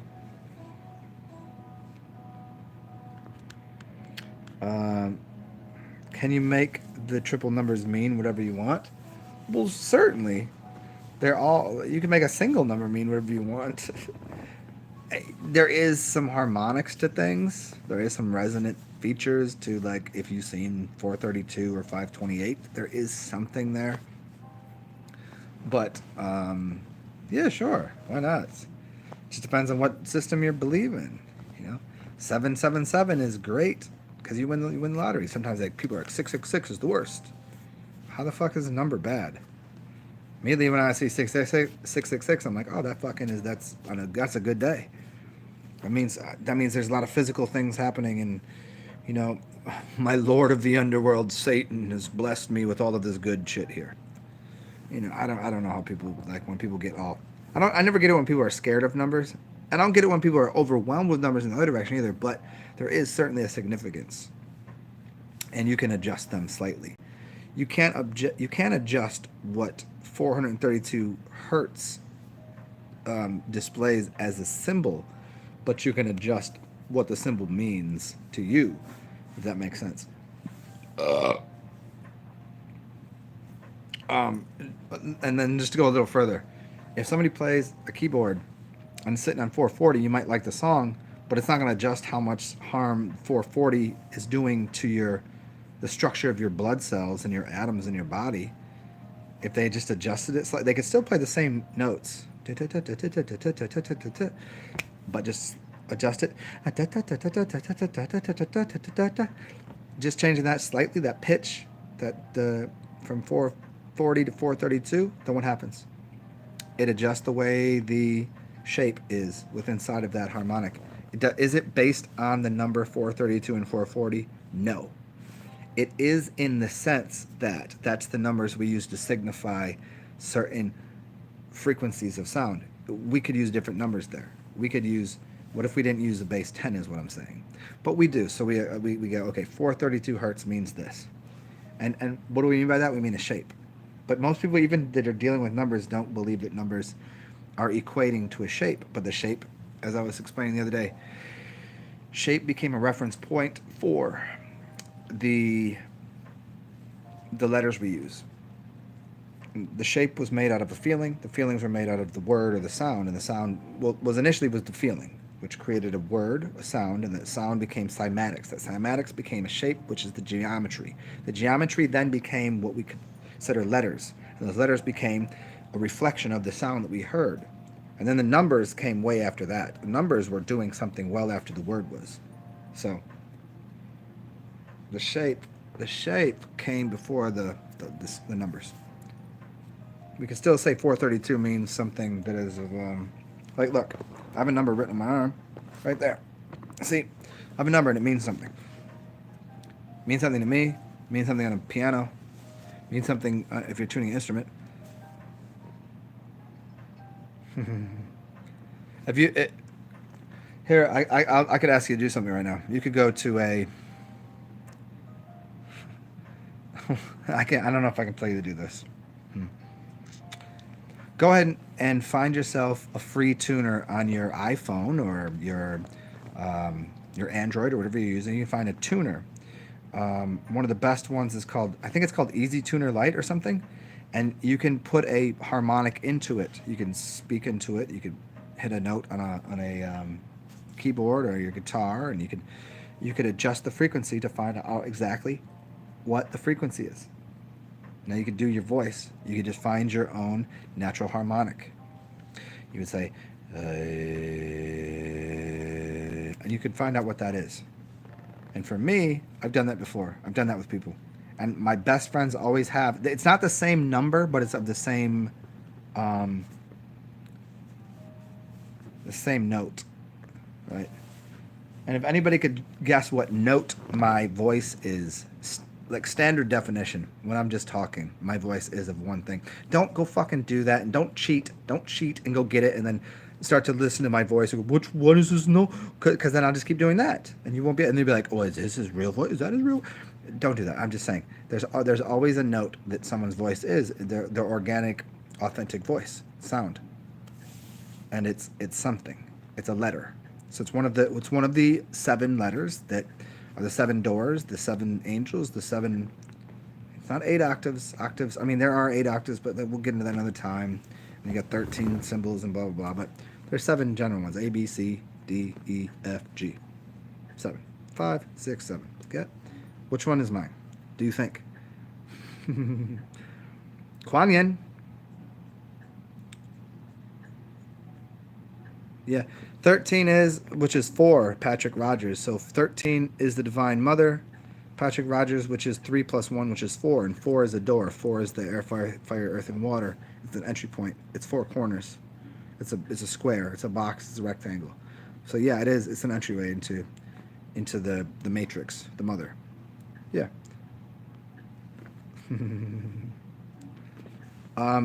Patrick Rogers. Number is taboo. Well, numbers are numbing to people. It's numbers are not taboo. There's only a certain few numbers. Oh, that's why that number is. That number is taboo for a bunch of reasons, but that is one of them. Yes.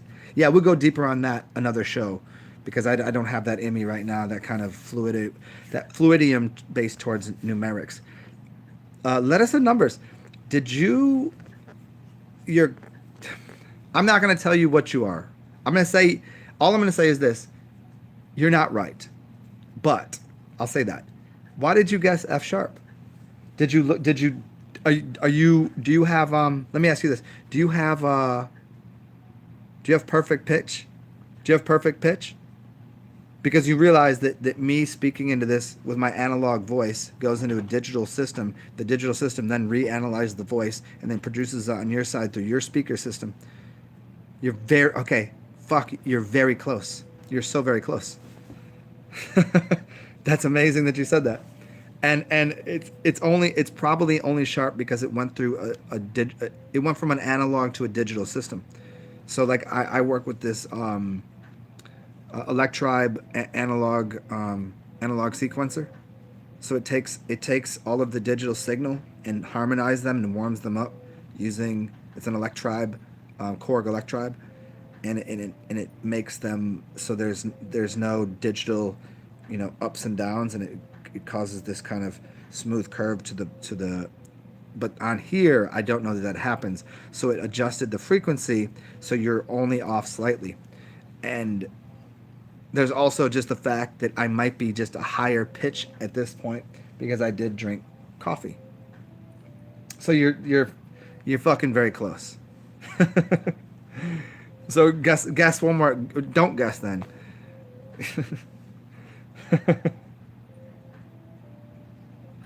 Listen closely. Well, that's funny that the only person that guessed was someone that's a musician, and yeah, so yeah, it's F sharp is your favorite. My voice is oddly enough G, as far as I've been able to tell. Every time I've done it, it's G'd up, like just G.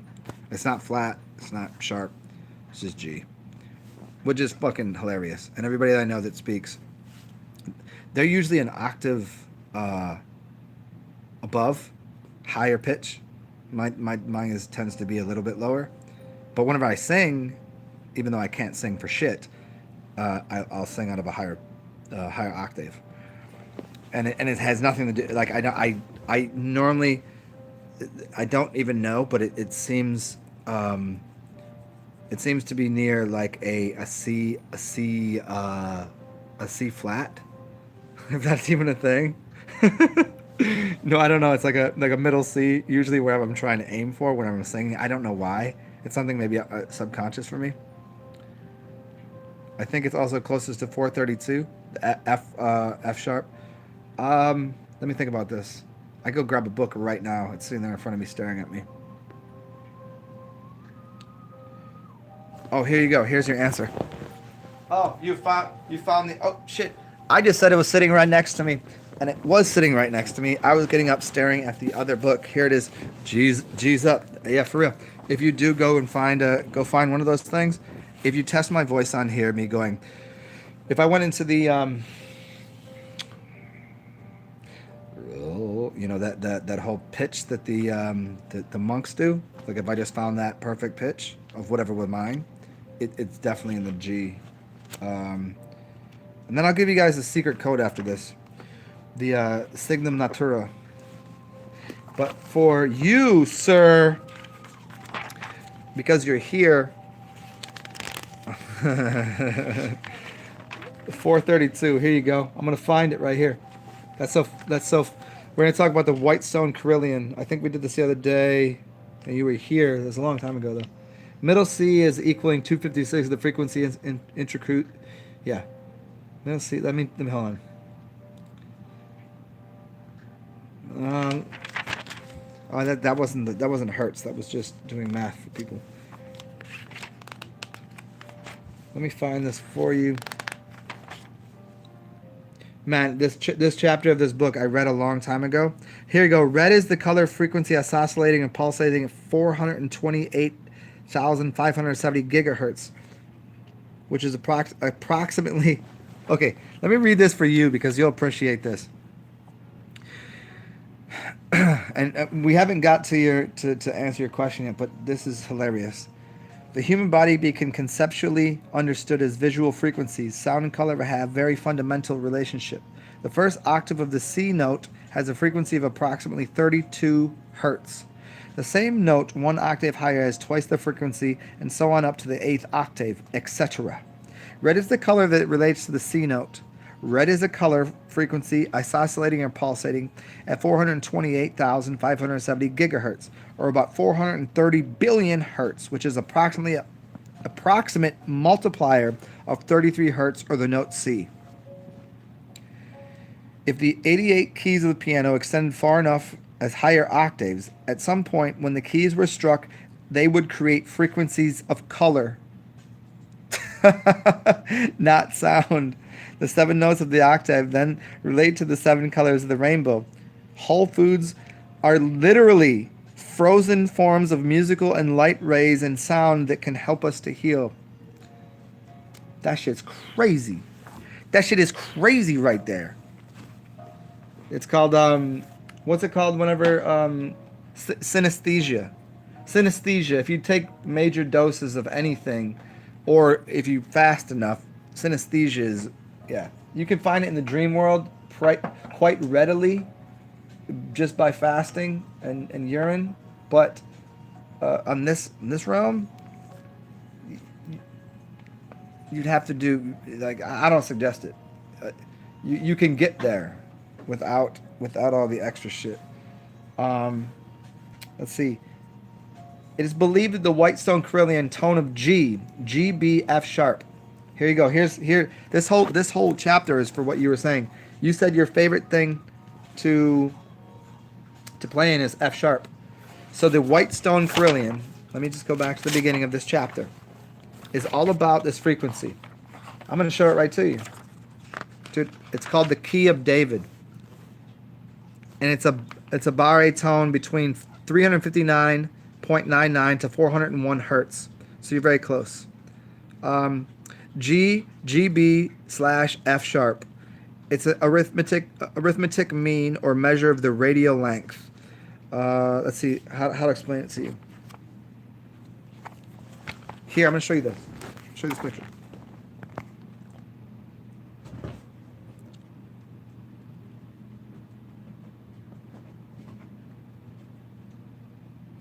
Okay, I'm not going to hold it back too long. You can always rewind it and screenshot that shit or whatever.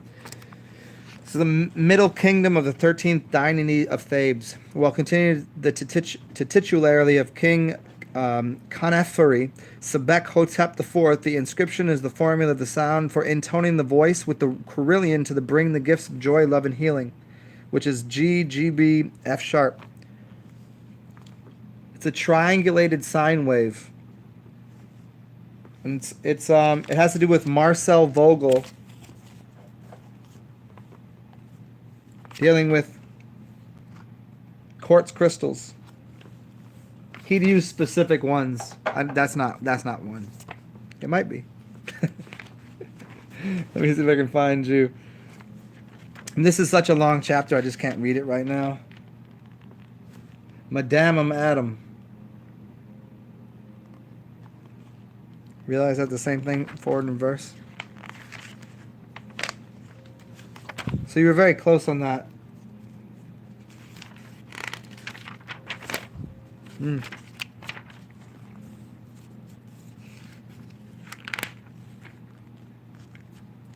Quartz crystal emits a vibration which extends and amplifies the powers of the user's mind. Like a laser, it radiates energy in a coherent, highly concentrated form, and this energy may be transmitted into objects or people at will. So you think the people that are wearing this shit around, okay, just because you do doesn't mean you have good intentions. I could do this all day. Whatever. I look like a fucking idiot right now. I can do that, but you're still going to pay attention to what I say. Just in a physical form, because you're going to see, why has he got this thing up on his head? Why is he doing that? You could put it on my heart. I could hide it under my shirt. I could do... This has to do with why kings and queens used to wear crowns with all of these different crystals around them. They weren't using diamonds. They were using crystals. And then they got you to think that all the other things were the real ones. And they got you to pay a lot of money for fake crystals. The real crystals are cheap. The fake crystals are fucking expensive. Go figure that one out, huh? Wow. This is a fucking long ass chapter, but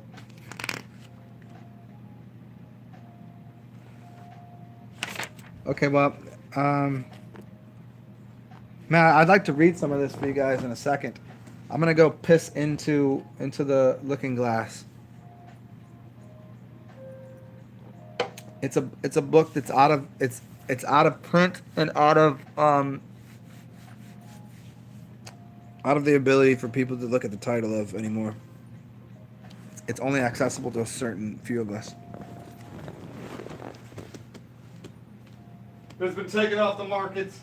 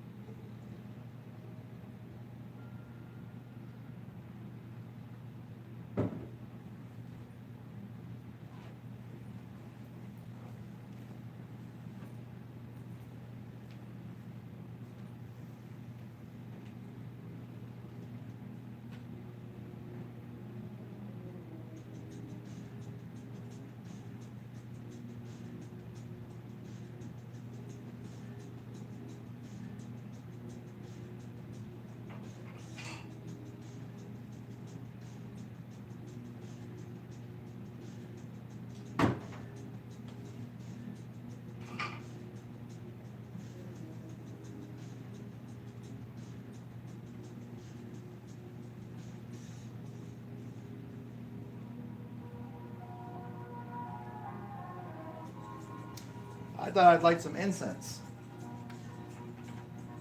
It incenses me.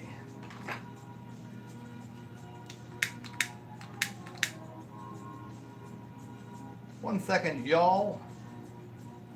And I'll ask you a question again. Do you want the name of the book or the encyclopedia? Or the Bible? It's not the Bible, but Bible doesn't mean the only book of the Bible. See, it's the book of the Bible, right? When they tell you that, it's called the book of the Bible. Because the Bible just means a collection of books.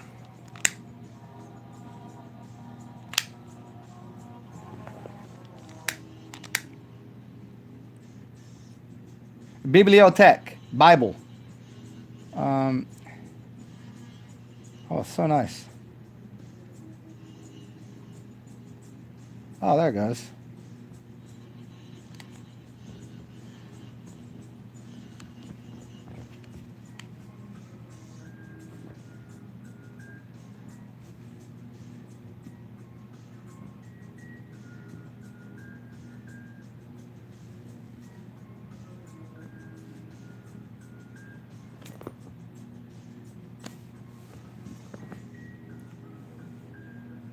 Anybody know this one? I can tell you the encyclopedia or the book. The book was called the White Stone Carillion is the book.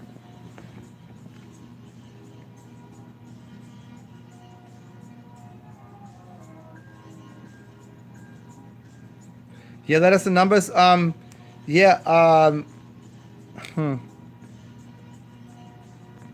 If you, I can't do the whole thing. I cannot do all of this. I can do bits and pieces for people. Kind of like I do bits and pieces of music for people that it isn't quite necessarily mine and copyrighted and shit, like music wise and other and book wise. Like I can read some books for people, but I only read passages. If you talk to me, if you want to, I'll do one-on-one with you. And I'll read and give you some of the screenshots of that shit.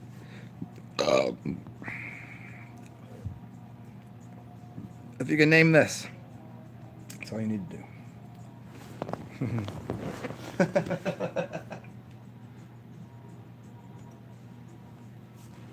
So check it out. Here, I'll show you something. Let me see what we got here. Because there's only a few people in here, and I don't know that anyone will get this far into the video, I'll show you something. Let's see. You guys want to see something? Palo Santos, yes. Ben Go. We'll talk about enneagrams in a second.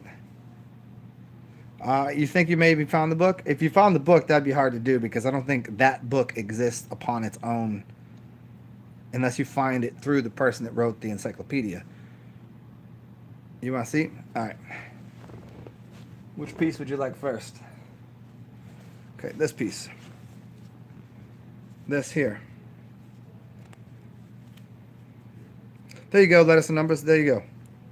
Here's what you're looking for. Yeah, you're correct. Don Tolman is right. That piece and this piece. How does that go? Where did this... This is so funny because this... See, this is this, right? So you have a piece that goes right there, right? But I have this piece here, which doesn't quite fit there, does it? Interesting. These two, and then this one here. That fit in there? I don't know. None of these things work together. Gotta figure that one out.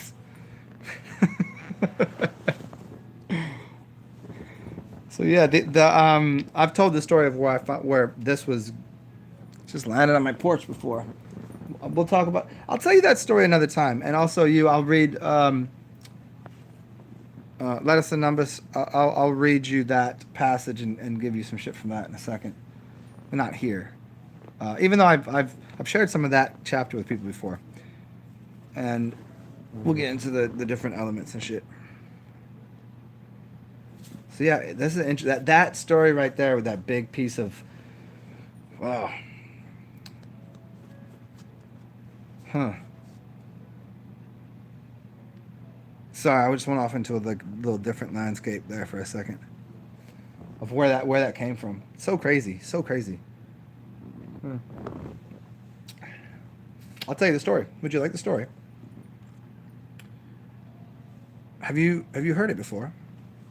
And then we'll talk about enneagrams in a second. Maybe I'll just do another show on it because I don't know if it's gonna fit into what I'm doing here. So that this one right here, the big one, the big stone. So I lived in Indiana, um, and there was this place we moved into. The whole house had just been redone. Had some trees and flowers everywhere. It was beautiful. It was fucking beautiful. The inside was beautiful. The outside was amazing. And so me and my girl moved in there. And then one day they came and like they cut down the entire yard, like the whole all of the flowers and everything in the backyard. And I was like, why the fuck did they do that? I have no idea. It's because I mean I would have rather had the flowers there. There's big beautiful flowers and everything everywhere. It's just awesome, awesome. But when they did this, they cut down all these flowers, giant, fucking beautiful. I can't even like it's as beautiful as New Orleans if you condense it into one little space, like all the smells and colors and blah blah blah. It was awesome. And they dug up the entire ground to make sure it was flat. Just to square it all off and make sure the ground was flat. They could plant some grass and whatever. And then on my porch, there's that sitting there. But that sitting there is a big ball of dirt. And I have this tiny little porch. I'm like, why did these people just cut down all these flowers, dig up all this fucking yard? I got this big ball of dirt, and I pick it up. I'm like, this isn't a ball of dirt, is it? Oh, it's a geode. Like, I didn't know, but I was like, all right. So I spray it off, and I'm like, what the fuck? Like, what kind of geode is this? It's probably quartz, whatever. So like, fuck it. So I took a hammer. I was like, koosh, and cracked it open. So I got a fucking geode of quartz crystal. And this is right around the time I'm really into making tinctures and, working with all sorts of different herbs and all of the different shit. Like just really into the dream world a lot. I could, get out of body, not on command, but pretty much all the time. And one night, I decided to, just lay down and head towards the north and da da da da and all going to just let me get out of body, breathing patterns, all this. I get out of body, and so I'm like walking around this house. And as I'm walking around the house, because usually a lot of times people that get out of body, they just end up somewhere else because they don't know what they're doing. But when you get right out of your body, you're like, oh, there's my body, blah blah blah, and you walk through and you just So I walk through the front door, because at first I was like, should I just open it up with my hand? I grabbed the door hand and I was like, I could open the door up with my hand, or I could just walk right through it. So I walk through the door, and as I walk through the door, I can see all of the atomic structure of the door. And I get to the other side of the door, and there's a woman standing there. This old woman. Really fucking crazy. And it was just this weird energy interaction. Not weird in a bad way, just weird. Just like, I was like, whoa, that's crazy. So like a couple days later, I asked somebody, I was like, who used to, the people that rented the place, I was like, do you know who owned this place? Was it an old woman? Like, how old was she? Like how did you know that? So, they basically told me that I had saw the old woman that used to own the place out of body. And she was like checking on her house or something. And that geode came from that house that these people, for whatever reason, that knocked down all the flowers. And I was like, left this geode, this crystallized form of all the flowers. So very interesting. And yeah. So there's part of the story. Weird shit, huh?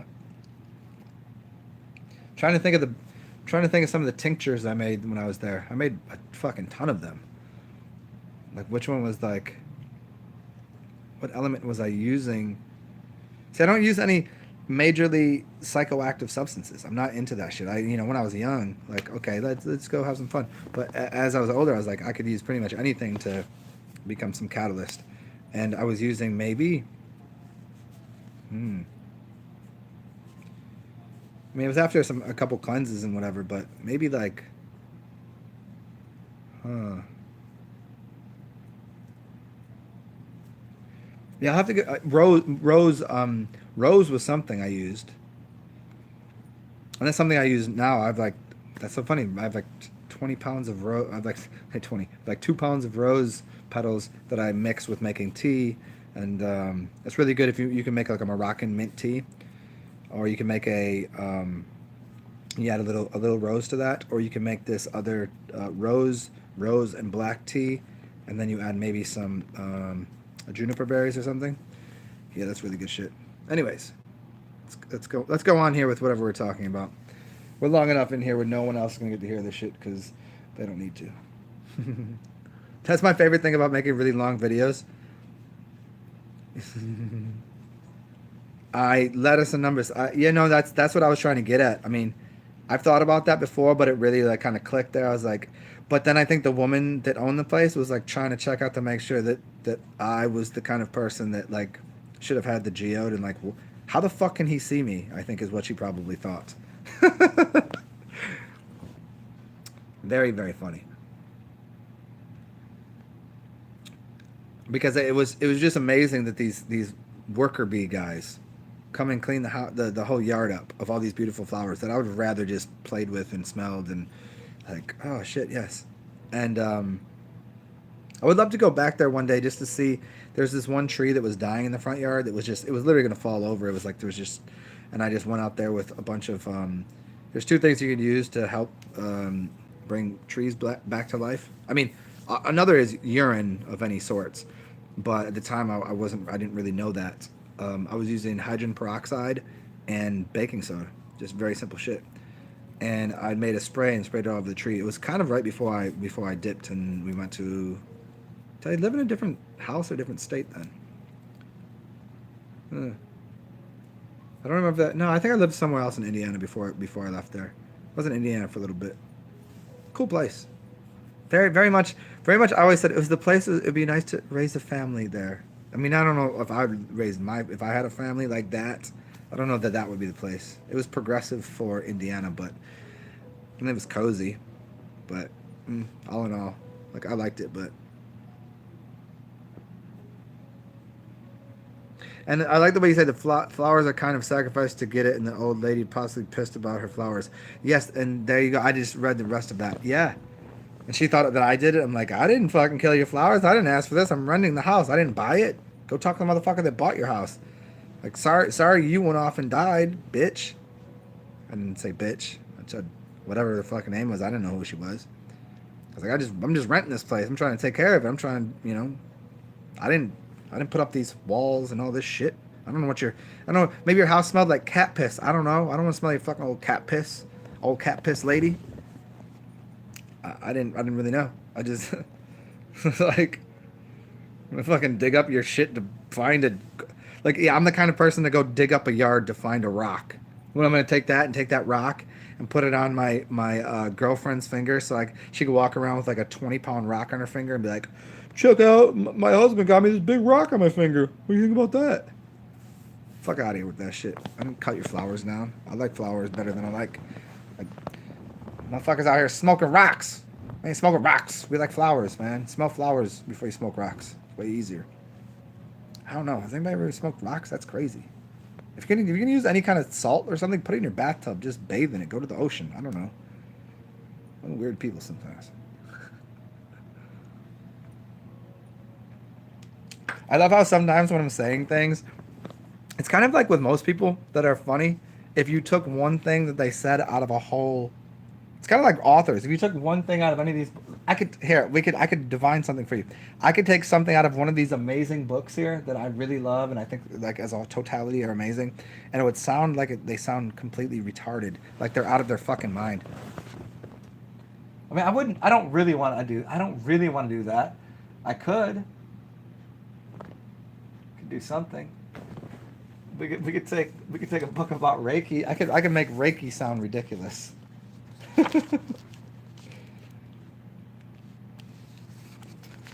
Or I could just turn to a different page, and we can make it sound exactly like I always do. But then you're gonna be like, oh, it's a Reiki book. It's all gonna be good, right? Let's see what we can do here. There we go. I normally read from the right-handed page about halfway down, only because it's more comfortable where my thumb goes. But whenever I'm reading a magazine, I always go from from back to front. Holy shit! If anybody's not familiar with something here, look what page I just turned to. Can you read that? 144. Anybody's familiar with a few things about the number 144, including me? Crazy.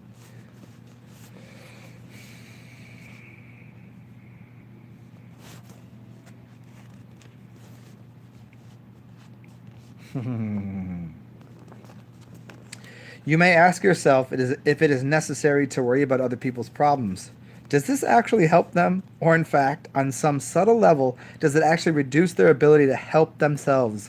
Having genuine confidence in others' abilities to overcome adversity is more beneficial than worry. What is compassion? From a Buddhist perspective, compassion is the wish to relieve others' suffering, protect them from future suffering in the wisest way possible, and to act on that wish. This basic wish is our Buddhist nature and is the source of many spiritual realizations. I don't like the way they say is our Buddhist thing when it's talking about Reiki, because Reiki and Buddhism aren't really necessarily... So they're going to have to stop that shit right there. Compassion is a wise action of body, speech, or mind that arises out of empathy or understanding of other people's problems. It is a very empowering, active, purposeful, and deeply fulfilling state of mind.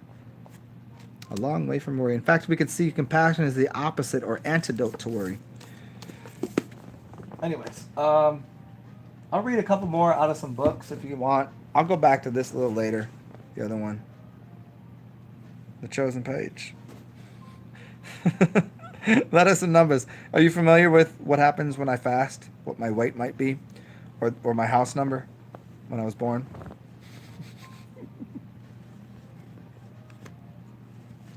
Yeah.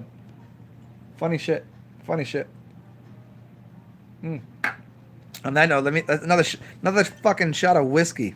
Oh, you already know that, huh? What's my top books? You got a top shelf? I'll go to the top shelf for you. For Shob's 01, for Showbiz. Let's go to the top shelf for that.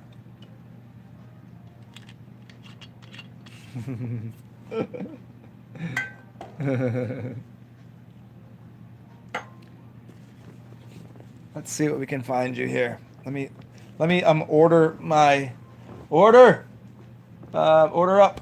We got an 86 that shit. Let me put this over here, because once in a while when you get a lot of games out, when you're playing, you leave this over here, you leave this over here. Let me put 3 things back in order.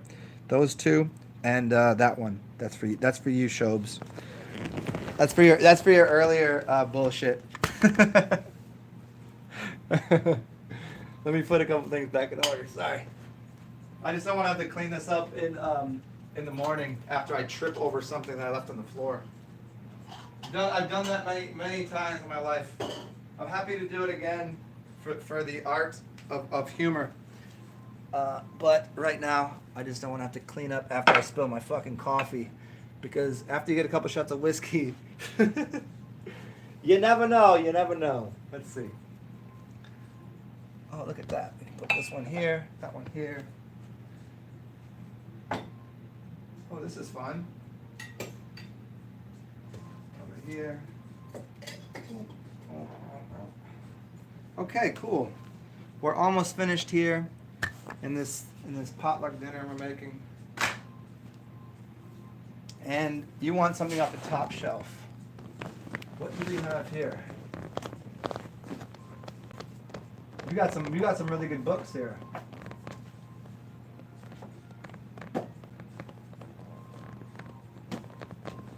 I'll give you books that I know, not the ones that I don't know. Well, no, there's one that I do know up there that I'm just not going to pull down.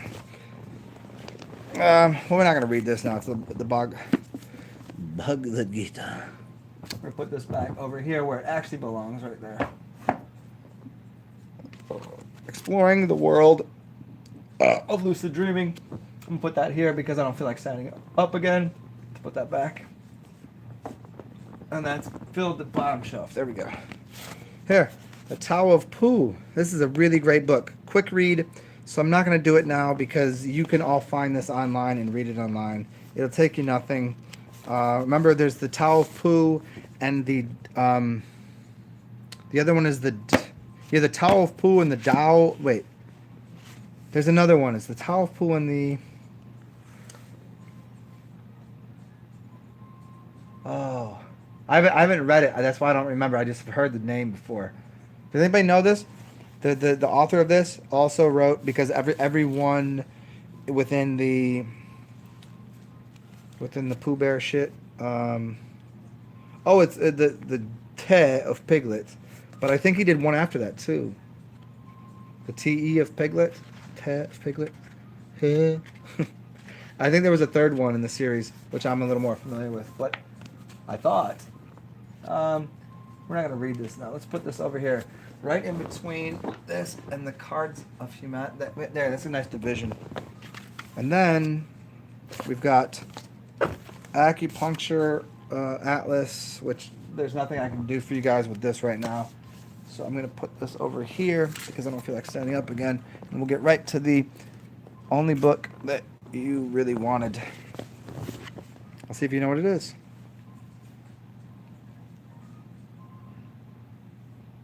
Whiskey and hot water with honey. Well, yeah, that's, what do they call that?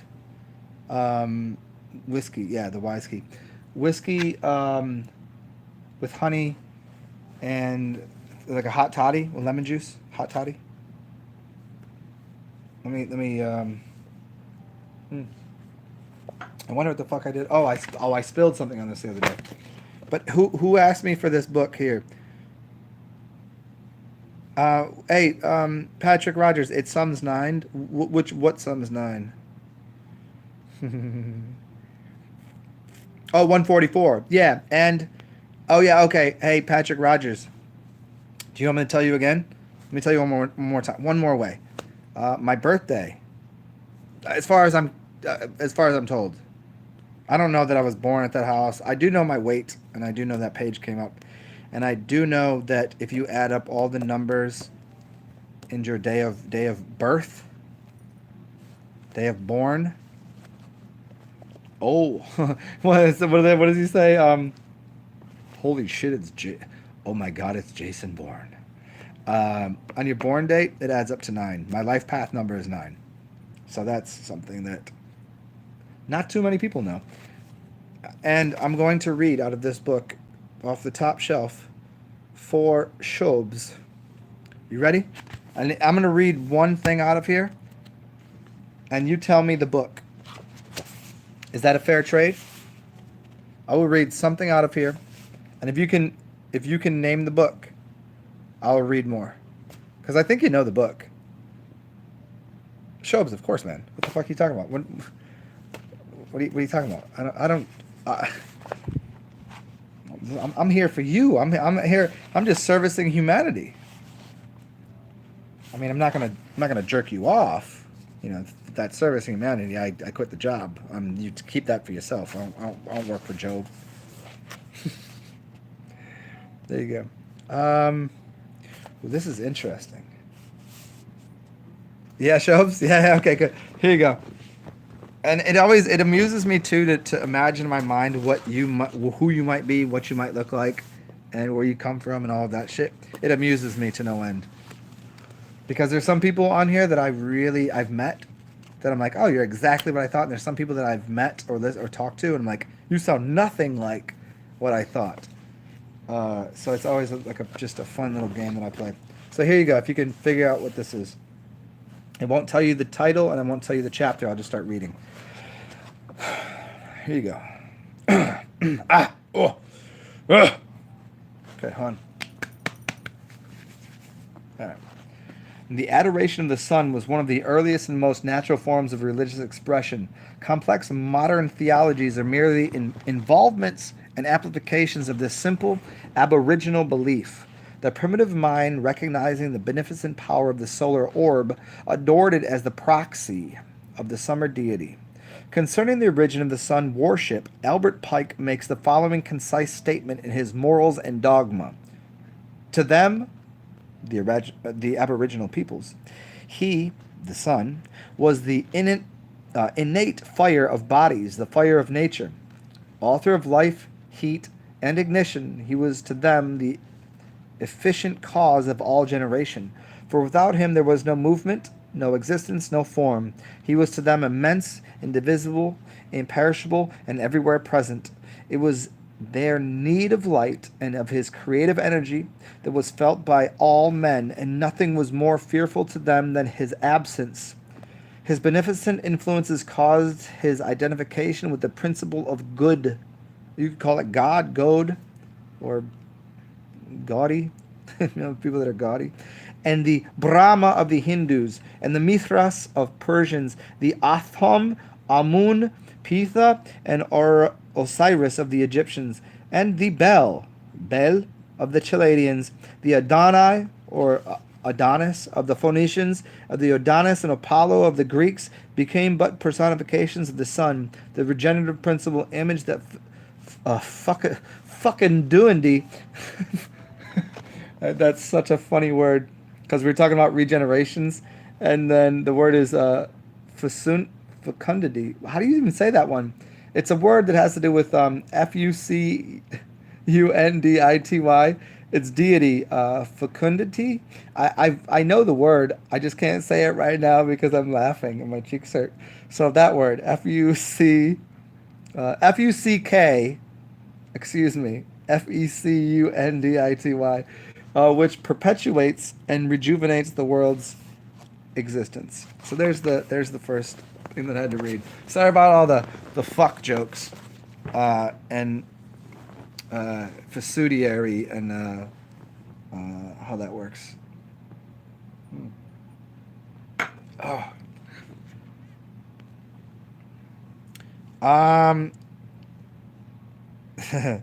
Parsifal is correct on half of his statement, or maybe both of them, because it might have been based upon. Didn't Blatsky come before Hall? Didn't she? Wasn't she a little earlier in the? What was she in the Yellow Lodge of shit? Or was she, no, she wasn't White Lodge. She was Yellow shit, right? So maybe it was based on hers, if I'm reading that. But you are correct. It is Manly P. Hall. Congratulations, you get a something for the day. Yes, Parsifal. Yeah. I mean, it's obviously based on much more ancient work and blah blah blah, symbology, Egyptian. Blah, blah, blah. But it's always funny. Did you ever see the video? And this goes for everyone, but mostly because Parsifal knows what the fuck is up. Did you ever see the video of Manly P. Hall speaking? Not hear it, but there's a only one. I've listened to. You name someone that is of the esoteric community, I've listened to their shit. I've listened to them talk. And when I say shit, you know what I mean. I'm not saying no, I'm listening to this motherfucker shit. What the fuck? I'm saying I've listened to them talk. That's so funny. And it was a video of Manly P. Hall speaking. I think it's the only one that exists. I don't know. Maybe there's more. Maybe somebody else had a camera phone back in 1968 or wherever the fuck he was doing his shit. And it amazed me for two reasons. One, that he was a big dude. And he was also big. He was kind of like, his suit didn't fit him right. He was a little chubby, but he was also big. That was the very little thing. That's just to give you a point of reference. It was like almost as if his suit didn't fit him. That kind of big guy. Covering up like titties that shouldn't have been his, kind of belly, all that, like that. I'm just trying to paint an image, and the film is not so good. But when he's talking, literally every time I hear him speak, here's the better. I'm just setting up the painting for you, so you can understand the words that are coming out of his motherfucking mouth. I would usually, as I think most of you would think, that every time he was speaking, that he was reading out of a book. Yet he was not reading out of a book. He was literally lecturing out of his own mind. And as he's sitting there for 2 hours, he's saying things that are completely unbelievable that you could ever find within a book.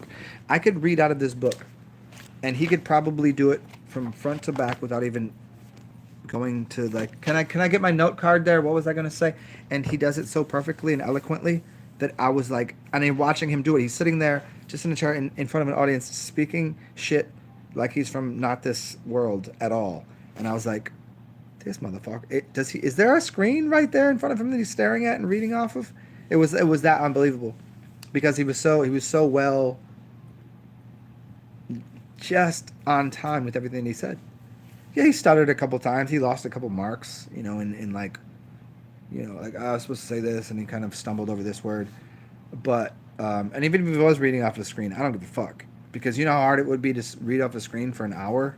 You just get so bored, like, and then the Egyptians came down, and the Romans said, fuck your God, and all of a sudden the pagans came through and say, we don't have a God, how don't you care about the goddess? And the goddess then rose up above the saints and the sinners and believed that she was the Almighty, and then turned into the black goo and the black dust that then was only because the Jesus had spoke come down back upon the earth, and then Jesus wondered why his semen was actually black goo. Like, I don't know that he said any of that, but if I were to condense everything that he's ever said, all the Egyptians, all of the morals of all the past religions, all of the dogmatic principles of even the pagans, which they have dogmatic principles, if I condense it to something, it's what I just said, which is, I don't fucking know what I just said.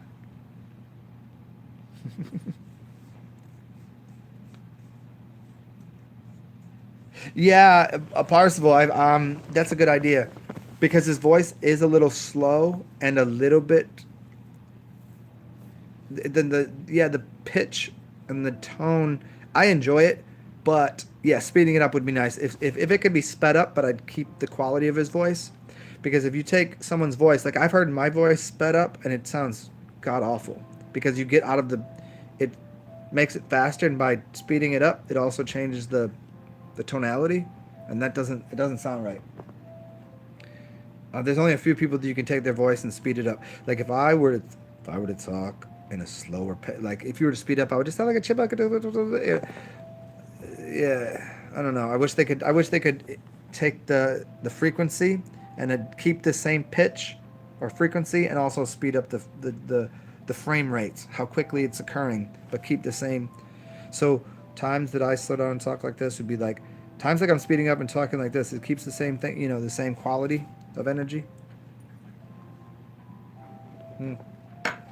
Although I do enjoy good pacing in music and films and people as well, because if people are the same type of energy all the time, you just go, oh, give it a break. It's not gonna, you're not gonna, oh, it's just, yeah, just give it a stretch. Oh, look at that, it's a whole new day. What are you doing now?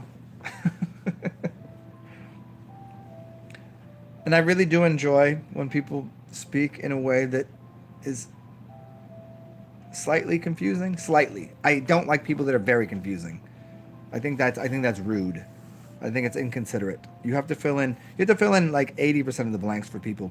And then when you just say something, if I'm saying something and then I give an allegory, that should be only a little piece of it, and then people, oh, then the allegory links in. That's like the little lock and key method, where I'm going to give you a key that if it might not fit, but it might not open the door, but it will get in there. And if you know how to, wiggle the key, you'll see where the locks hit the thing on the inside. And then when you pull it out, you can just carve that key and put it back in, and it works. That's the value of good quality entertainment movies, books, authors, all that shit. As I continue on this path of absolute recluseness. Anybody been bit by a recluse spider or a black widow? I've been bit by a recluse spider before. That was awesome. I could see the poison going up my vein. It was going right to my heart. It was like, it was fucking awesome. It was literally a brown recluse spider. I seen it. It was fucking awesome. Let us know numbers. Do I think he was channeling, or was he that way in person? That's really difficult to say. And only because if you were to listen to me speak 99% of the time, I don't think anyone thinks I'm channeling something. Although sometimes I do go off into this like kind of point of reference in my own self. And sometimes I'm saying things that I'm kind of making connections of other things that I've known as I'm speaking, and then I'll just come to this. Oh shit! I forgot about this, and I won't go. Oh my god! I just remembered this thing. I'll just go, and I'll continue to talk, and I'll make these two connections for people, and it will look like I'm looking over here at something, but I'm always me. Are there people that are channeling shit? Are there people that are? Yes, yes, without questions. I don't. I think you can put a little bug in your ear. I think there can be people that are completely like connected, with their third eye or with all their glandular systems to other realms, and I think that's possible, and I think some people do. Do I do that? No. Am I sitting there like eating fucking 7 grams of mushrooms and just going, I am now Bashar and blah blah blah? No, I just don't do it. I don't believe. I don't. I don't think it's not possible. I think it's possible. I think it's certainly part of our reality. But was he doing it? Hmm.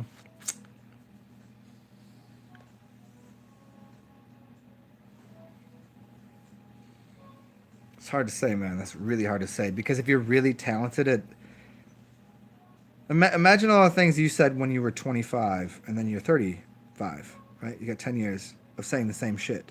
It could be a lot of shit. It could be a lot of different pictures. Remember when you were drawing a picture of a stick figure, and then all of a sudden you could draw in the same amount of time it took you to draw a stick figure, you could draw like a perfect kind of representation of somebody, and then you kind of develop that in the same way the artistic language that people use to describe something.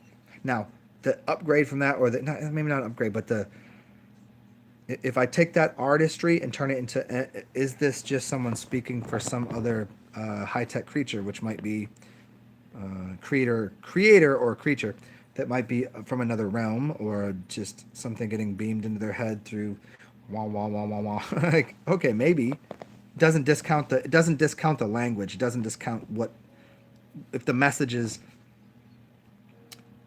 if you get the message, the idea, whatever it is. Like if somebody's like, he just did that and he said that, so he must be.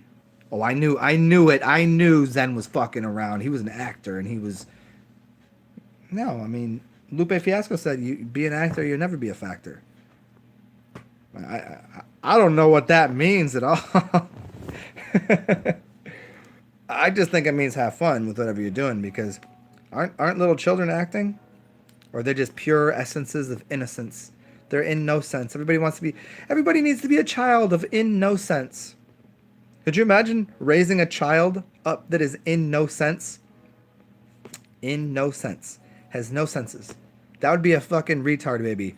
Duh, duh, drooling all over, going on the... And you as parents would have to always take full on, like, care of that little creature that you've just made. It's a creature. It's not a creator. It's a creature. And you would say, look at this little thing. It just goes on and on about this. And they would never have any ability to form matter. They would never become a god or a goddess or anything. They would just be a little like a gremlin. Or whatever the gremlins become after they get wet. So many funny ways to go with that joke right there. So, let me change this music, because this is some gibberish. So here, if you asked if I channeled, so I listen to this music, and right now in the background I have this music, and I can certainly hear it. I can smell the aroma that's happening. While I was talking to you, I could smell that while listening to that, speaking to you, answering your question, and knowing and still paying attention to the corner of my eye that my dog is taking a nap, recognizing whether or not I should go out tonight, if it's raining or not. That's all happening simultaneously for me. I didn't ask for this ability. I just can do it.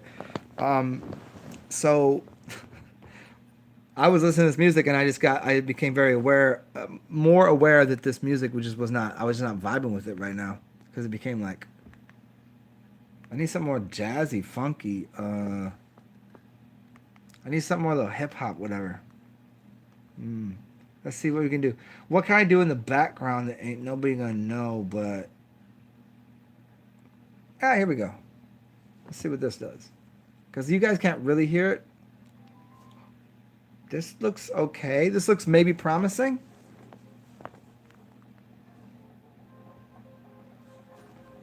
You guys should see the check it out. You want to see? You want to see the video? You want to see what this is?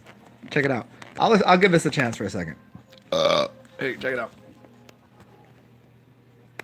Check it out. Check this shit out. This is what I just turned on. I've never seen this before.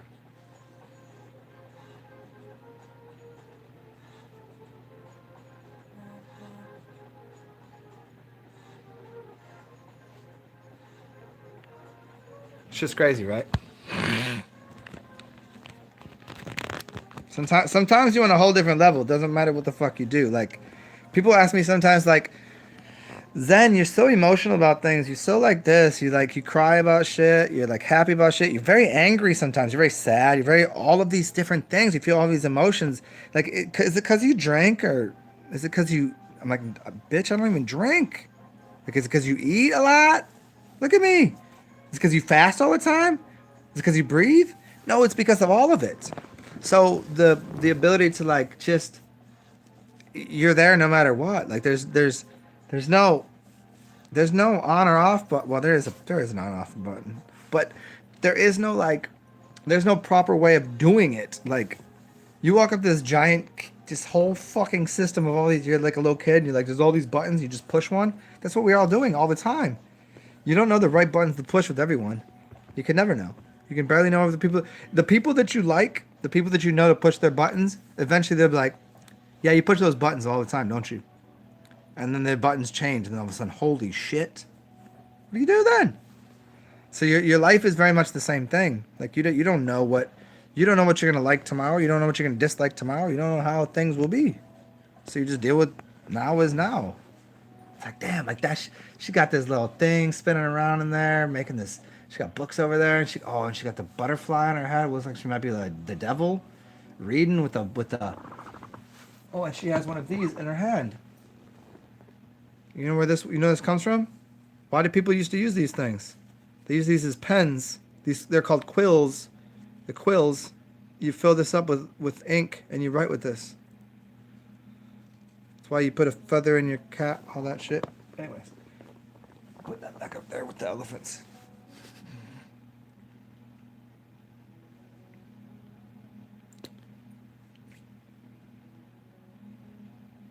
Do I think Manly could do? Okay, here I think you've asked the letters and numbers. I think you asked the perfect questions. Could he do the same talk twice? I think he'd be very close. I think that maybe if you listen to all of my videos, you might find a few, like not all of them, because I'm a little different, right? Even personality wise, there's a few go-to things that I might say or do, and there might be a couple of topics that I kind of explore. But I think he might be closer to channeling shit only for the reason that I think he's a little more. I think he might have been a little more rectilinear and left-brained and dominated with his mind by things work in this order. He was more working with Joachim and Boaz being pillars, right? Rather than saying fuck all that shit. That if that doesn't make sense, then okay, it doesn't make sense. But if it makes sense, then congratulations.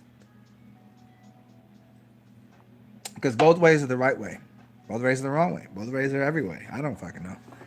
But yeah, he seemed like he could have done something for an hour that was almost exactly the same.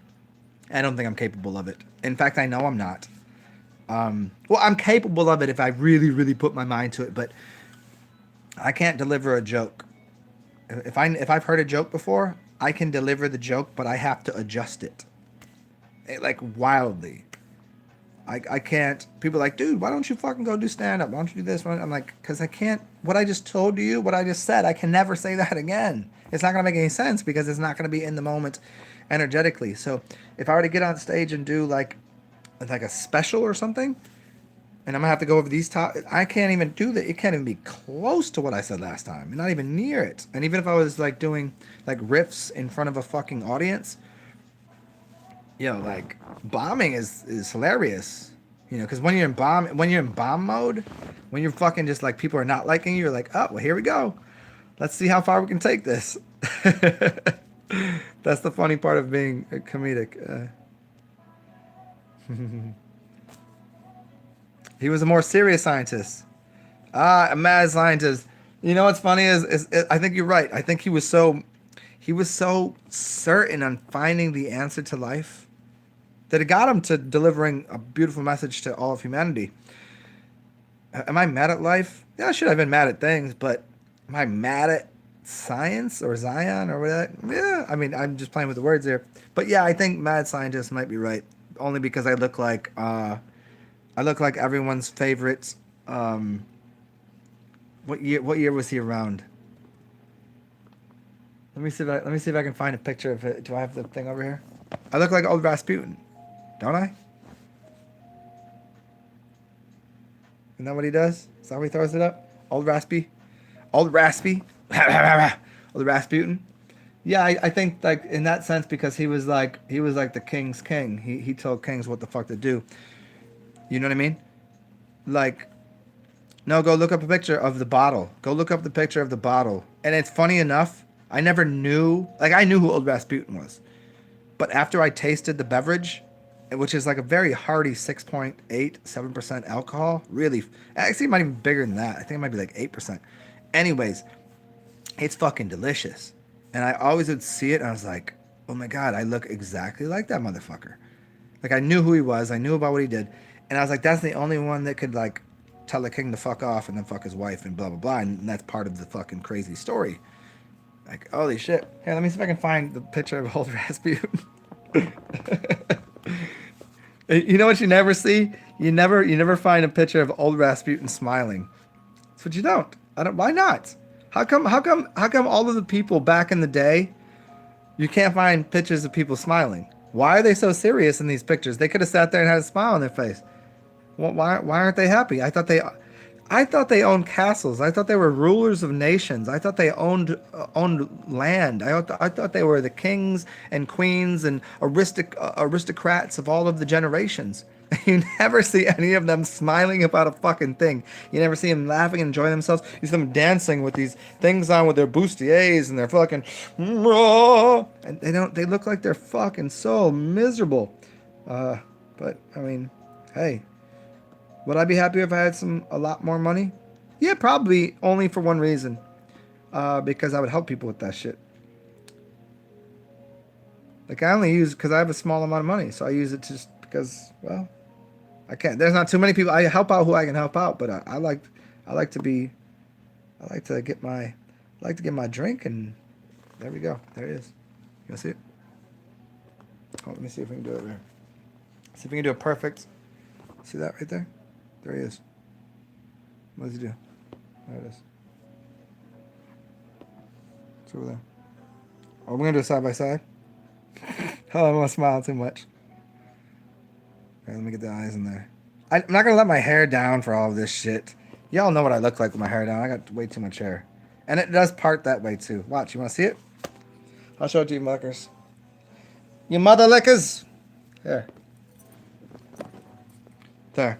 Here, let's see if old Rasputin. Let's see if old Rasputin can get down in the modern era. Let's see. Let me try this one more time because it's fucking hilarious. Here you go. Here you go. Here you go, granddad. Let's see if he. Let's see. How's he do this? Right there. I'd have to do it this way one time. Here, we can just look the same. We can look alike. There you go. Oh, it's down here? I can barely see his fingers. Can we get... Well, he's got a kind of a more... No, that's about right. Anyways, so you guys got to see a picture of me and old Rasputin. Now I'm going to go ahead and put my fucking clothes back on. You guys got me naked out here. And I don't appreciate it. I don't appreciate it at all. I'll leave my hair down. I don't give a fuck. Whatever. Worth that hour of the night. Curly ass hair.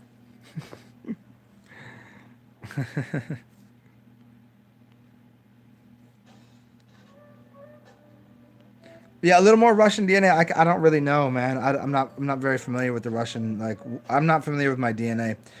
I do like right now. I keep pretty chalky, milky skin. I can deal with the cold weather. I don't want it. I'm tired of it. I like the warmth. I like a good tan. I just have been lazy for the past month, staying indoors, doing the old Hermes shit. Let me go refill this up. And when I come back, I'm gonna come in your cat. How's that? That was actually Cat in the Hat line right there. That was stupid. Why is that dude so stupid? I've heard that so many times. Because it's more entertaining when I say something fucking amazingly genius. Imagine if I do it all on purpose. Did you just say you fuck porpoises? No, I didn't say I fuck porpoises. What I said is, porpoises are not fucking. No, they're different creatures altogether. Is he talking to himself right now? No, I'm not talking to myself. I'm trying to play two different ideas. A dolphin is a porpoise? What is the porpoise of a dolphin? Somebody tell me that. I think I got pissed, so give me a second. I wonder what would happen. If you took your goldfish and you put them into a giant. Oh, it doesn't be giant. How big is you have goldfish? And they live inside of water. What if you just left them in water that was, instead of being, I don't know what you put in there. What if it was your piss? Would then they become goldfish? Figure that one out. Would they survive? If you just piss into, cause let's be honest, that's not animal harm or whatever. Like, I'm not telling you to go eat a fucking beef Wellington. I'm not telling you to go kill cows. I'm telling you that maybe one day you have a goldfish and it dies. Yeah, they die pretty quickly. What if you were to put that goldfish inside a container that was just a tiny little bowl of your urine? How long do you think they'd survive for? I don't know.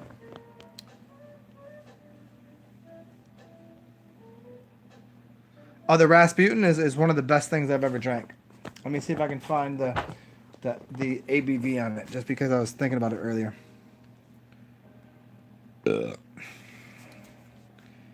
ABV on the Russian, and also the Russian standard vodka is fucking genius for the price.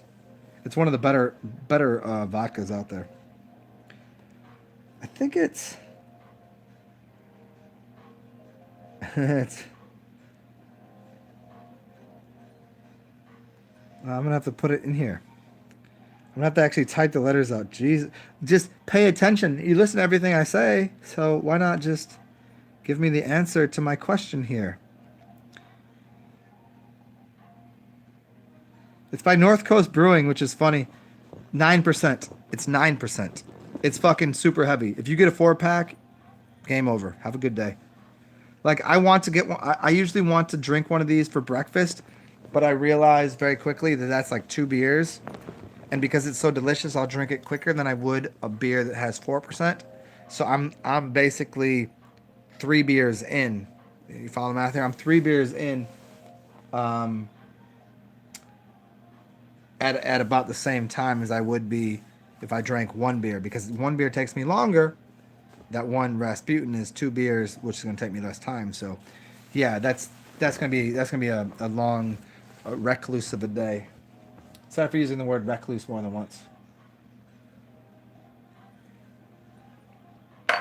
The wise key to the Rasputin, huh? And some wine in the monkey just for fun. One of the greatest ever at it, honestly. I was talking about me at the talking shit.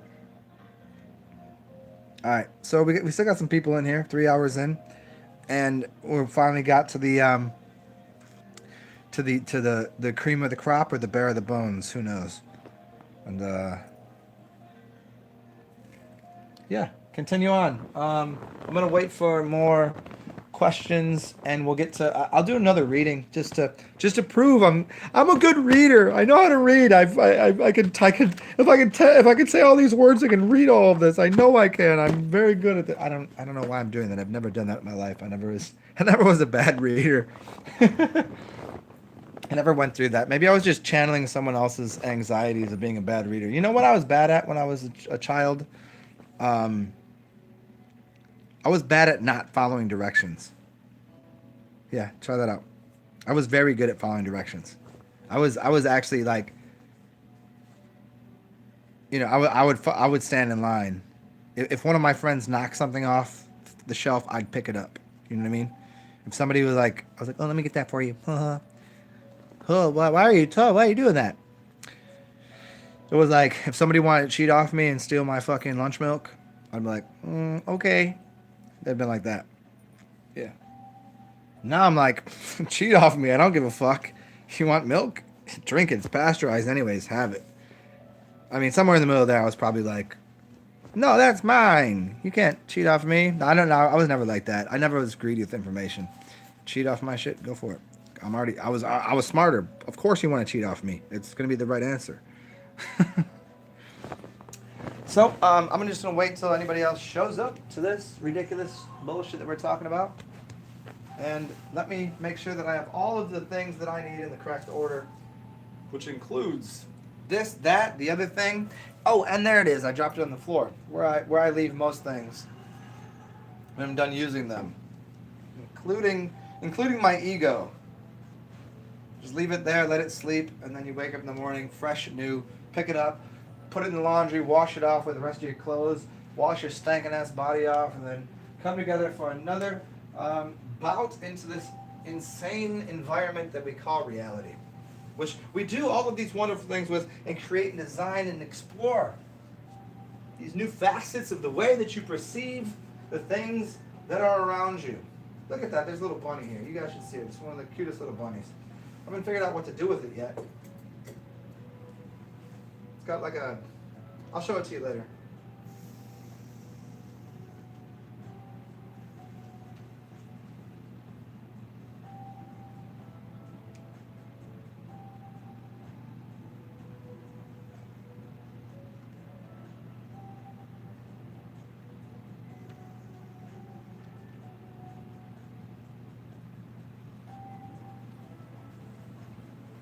I was thinking about.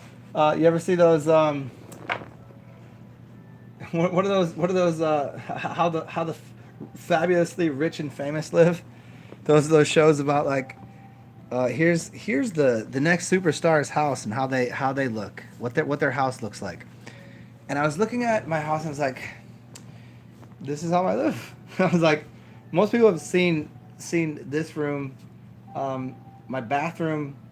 I mean, yeah, I've done videos from the toilet. I don't mind. You can watch me take a shit, and that's fine. I couldn't show you my bedroom, only because there's too many weird things in there.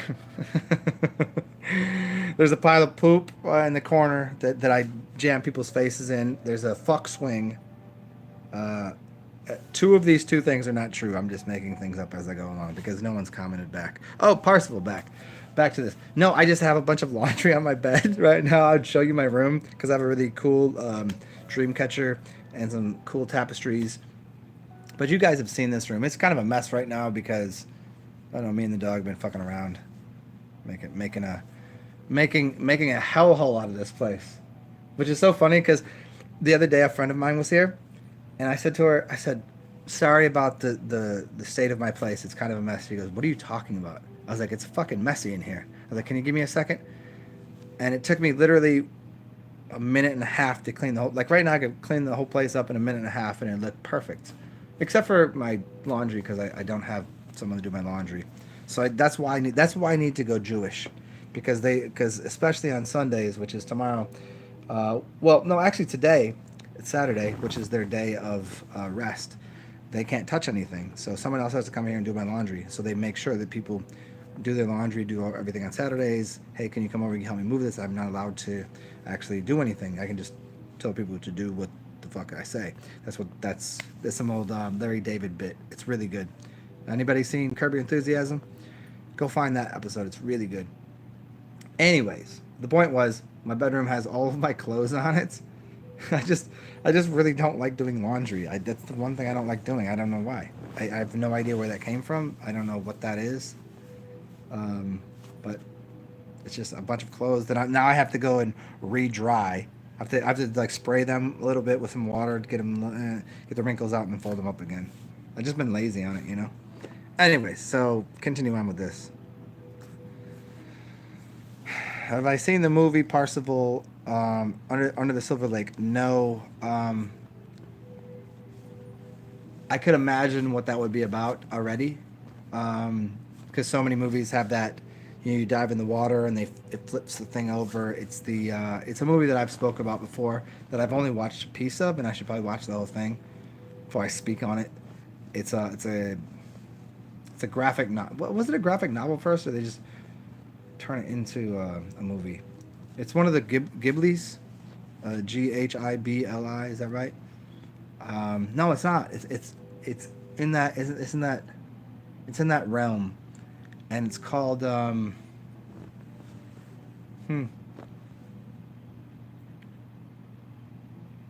Patima inverted. Patima inverted.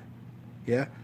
And then every movie you watch, there's always the first scene, and then somebody reflects, and then you watch a mirror scene with the shit. So they're really good directors. They're using the water scene, the fire scene, and they got the phoenix rising from the ashes and all of this. So like, yeah, that makes, yeah. So I'm guessing that has to do with something to do with the lady in the Blue Lake. Was that the other one? No, that's an old 1960s movie.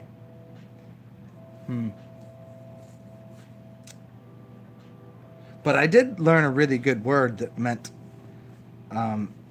the apple of Satan, or Satan's apple, and it's this nightshade plant that is really really good for people, and it's called.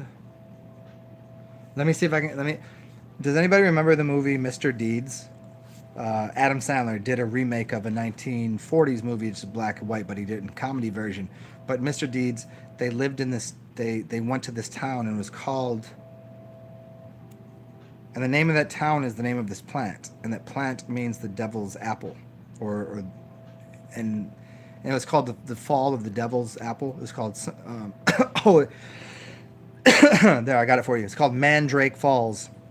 Mandrake Falls means so it's the mandrake plant is the devil's apple, and so the fall of man has to do with Eve biting of the apple. The devil meaning the snake that made the snake worm that had Eve bite of it, and the apple is when you find the apple and there's a worm in it, right? Such funny shit. So that's Mandrake Falls and Mr. Deeds and all that shit. Good stuff. I will. Under the Silver Lake. Is this newer? What year? This is 2000 and sounds like 2002 to me. Not really good with time and numbers as appropriated by language, but let's have another see, I haven't even really fucked with this. 2018. It's that recent, and there you go. This is how much I fucked with. I've been enjoying this conversation so much. And people have been getting me to read out of books. If you guys tell me the book, I read out of it. And I actually have a computer right there. If you tell me a book, you can hear my glorious, echoing voice through the halls of Amenti. Anything that you... What time is it here? It's always right now. That's always... That's the... If I find the right person... That's my wristwatch. I want a wristwatch, and y'all can steal it if you want. I don't know that I've never seen this anywhere. And if this happens to come online tomorrow and somebody has it, okay, cool. I didn't get it from you. I'm saying it right now. I want to watch and then have now on it. It's like I don't think it'd be digital. I think that instead of the 1 o'clock, the 2 o'clock, the 3, it'd always say now. But what time is it really? Maybe like 4. Oh shit, it's 6. The time is always now. It's 5:56. There you go. 5:56. Let's see what we got going on here. 5:56. Here's what we're gonna do. Here's how I like to divine things. We'll go right back to this book. I'm gonna go to page 556 and see if we can find, and if it's really good, I'll read from it. And I always have the right refusal because I don't give a fuck about if this doesn't work within things. All right, here's what I'm gonna do. I'm going to refill. This is a really good page. I'm gonna go refill this cup here. Make sure that the llamas are taken care of, and I'll be back in 38 seconds.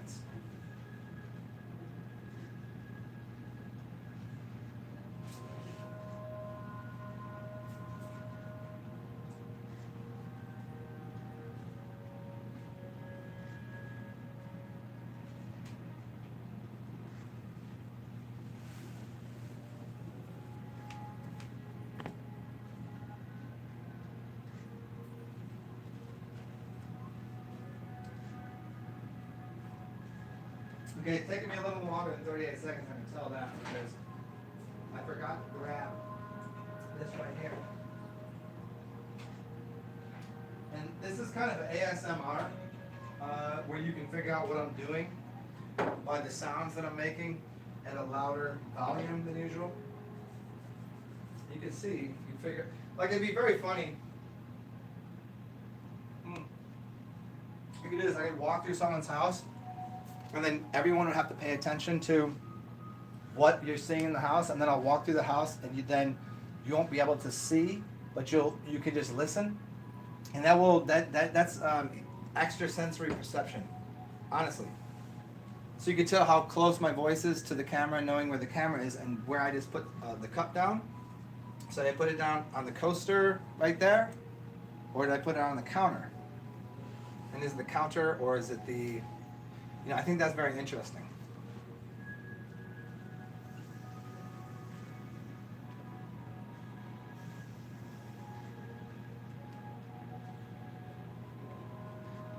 And then I'm going to show you something really interesting as soon as we're done with this. It's on my wall over here. Or should I do it first? I think maybe I'll turn the light on and do it first. Let me see if this is going to work. I wonder if the lighting is going to be good enough for this. Let me see. I have it on a wall that it works well because it's kind of, because lighting will fuck up the gloss on the front of the poster.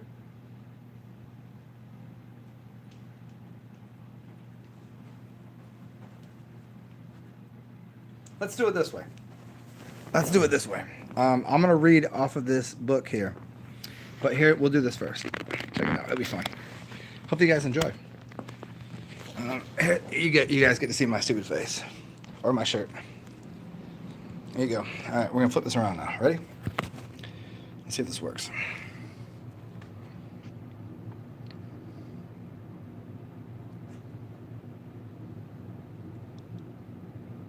Now, what's very interesting is I don't know if you can see what I can see on here, but let me get back off of here. There it is. Okay. And then, this is super interesting right here. See those two little dots right there? Take your eyeballs and you squish them together and they make an image out of this. Let's see, is this light gonna help? Yeah, that will help. Okay, cool. Let's see what we have here. Let's see, what am I allowed to put on here? Let's see about the Egyptians.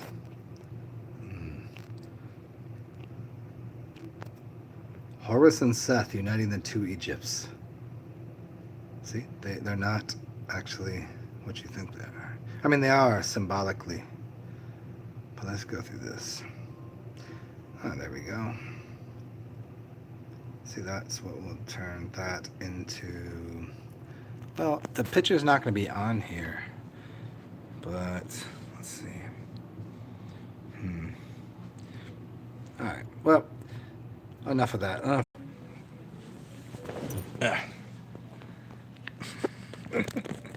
And then we'll play some Cards Against Humanity in a second. Doggo is about to need some attention in a second. I can tell. She's gonna come over and hit the. She's gonna hit the camera right now. Hi, baby.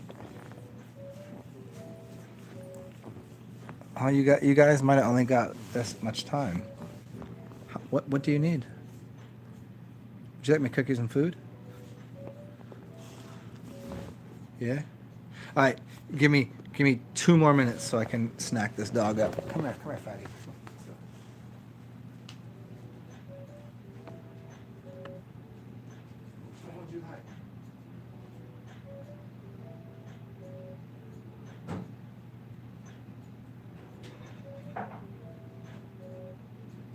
How many? 2 minutes? Okay, check it out.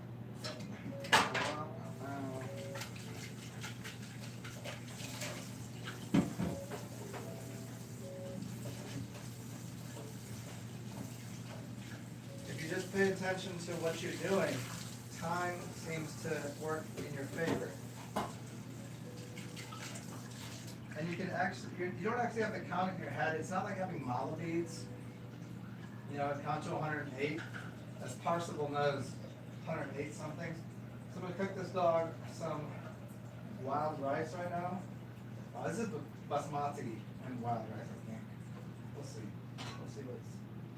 But she does have some really delicious bone broth.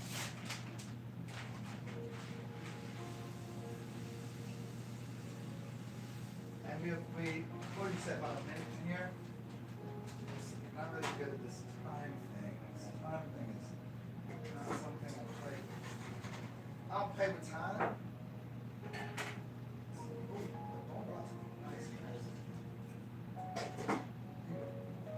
Oh, yes. Oh, there it is. The juices of the fucking Aurochs. Alright. Turn that down a little bit. And we're back to square one. 2 minutes in. And as per usual, we've got that. Oh, did I say Percival or per usual? As per Percival. We are back right on time. All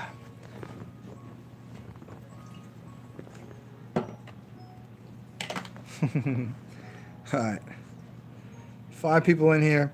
Just waiting on all of you to comment anything of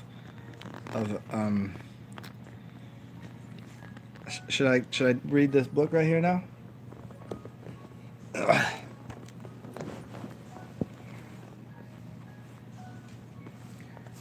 5:56. Is that what we're gonna do? Oh, I'll wait.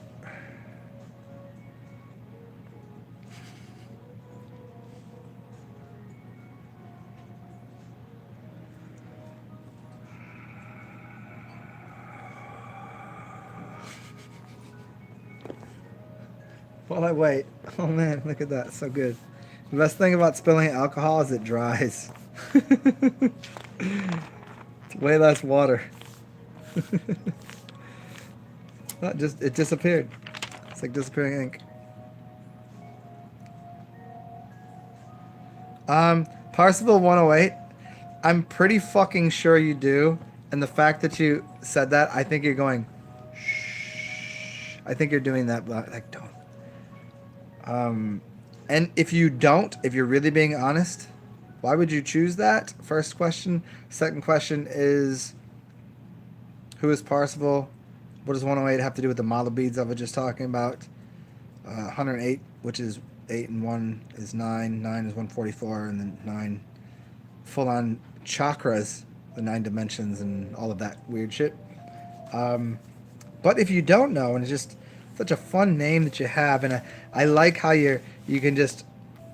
The best thing about the this kind of shit is then I have to go, are you joshing me or do you really need to know?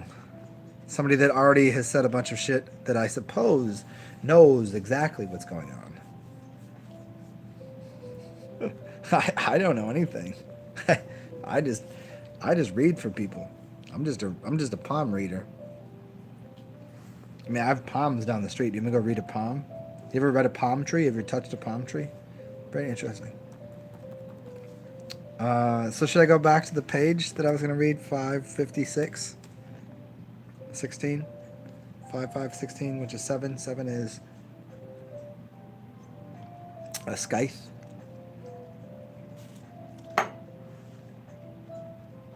So there's a reason you cut something with a 7 before you eat it with an 8. You ate it, so you cut it. You cut the harvest after you sex something. You have 6 with something. You have sex. And you get a 7 to cut off the heat from the shaft, and then you get the 8, so you eat it, and then afterwards, yeah, you get a 9. 144, yeah, 108. So why they would keep that in their hand? Most of them would keep it in their left hand to keep their right brain occupied, or maybe they kept it in their right hand. I don't know, keep their left brain occupied. How do they do it? Why?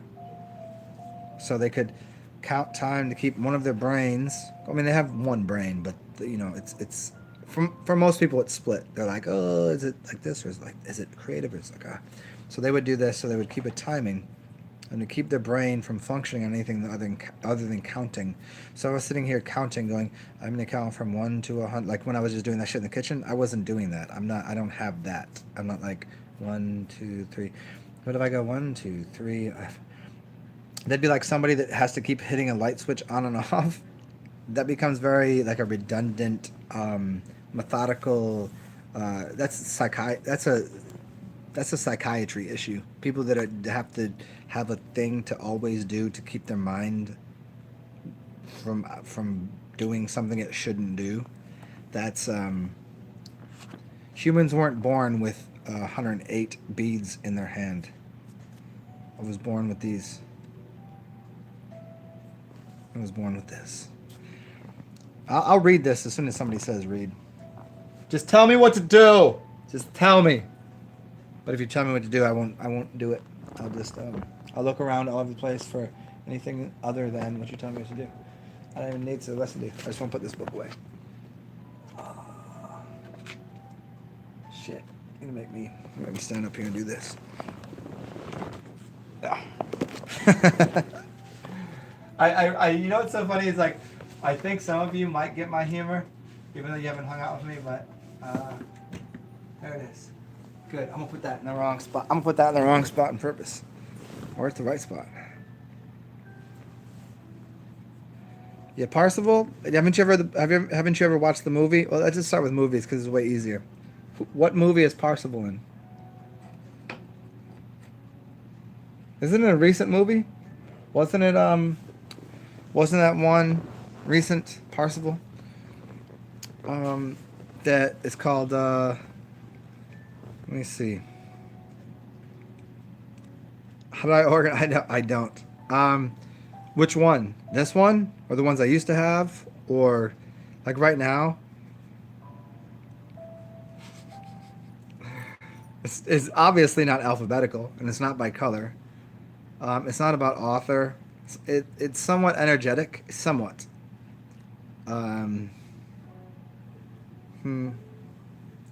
There's Ready Player. Thank you. See, you already knew. Ready Player One. Are you ready? Are you ready for me to read from this or not? Of course, you already know this shit. There is a certain energetic to where I put things. Some of these books, I mean, none of these books are mine. I mean, they're all mine. Stay away from my books. Don't look at them. But yeah, there is a certain type of value to what every author is saying, and I try to put them. It's not like I necessarily put a book that is fiction next to fiction next to fiction. Sometimes I put fiction next to nonfiction if it's giving the same kind of storyline. And as I was talking about earlier, this Dan Winter dude, like he talks a lot about how nonfiction books, and there's a lot of people that would talk about how nonfiction books are actually fiction, and fiction books are nonfiction. I don't think he's ever said that verbatim, but he'll use a lot of really strange books to explain a point. Like that, you're like, how the fuck are you using that to explain how the mathematical constant of the force of the energies off of the spiraling vortex of water creates indentation into the universal, like that's like, I'm like, how did you just, but I mean, I get it. I just don't understand. Like other people be like, what the fuck is that dude talking about? So can you guys let me read from this, or are you gonna make me babble for the next fucking 4 hours? All I said was somebody tell me to read this fucking thing. You just gotta say, do it. I'm a computer system. I operate just like everybody else. Tell me what to do and I'll do it. Not really, but go. Ready, Player One, go. Thank you. Read. No, Parsival, you should have said, read, motherfucker, read. And I'd have been like, yeah, whatever. It's all spin torsion. Thank you. Hey, Synchron, what's up, man? I will read because I've been wanting to read. I just want somebody to say they would like it if I did it. How's that? Before I read, let me talk to the monkey mind. Let me see if it's okay with him.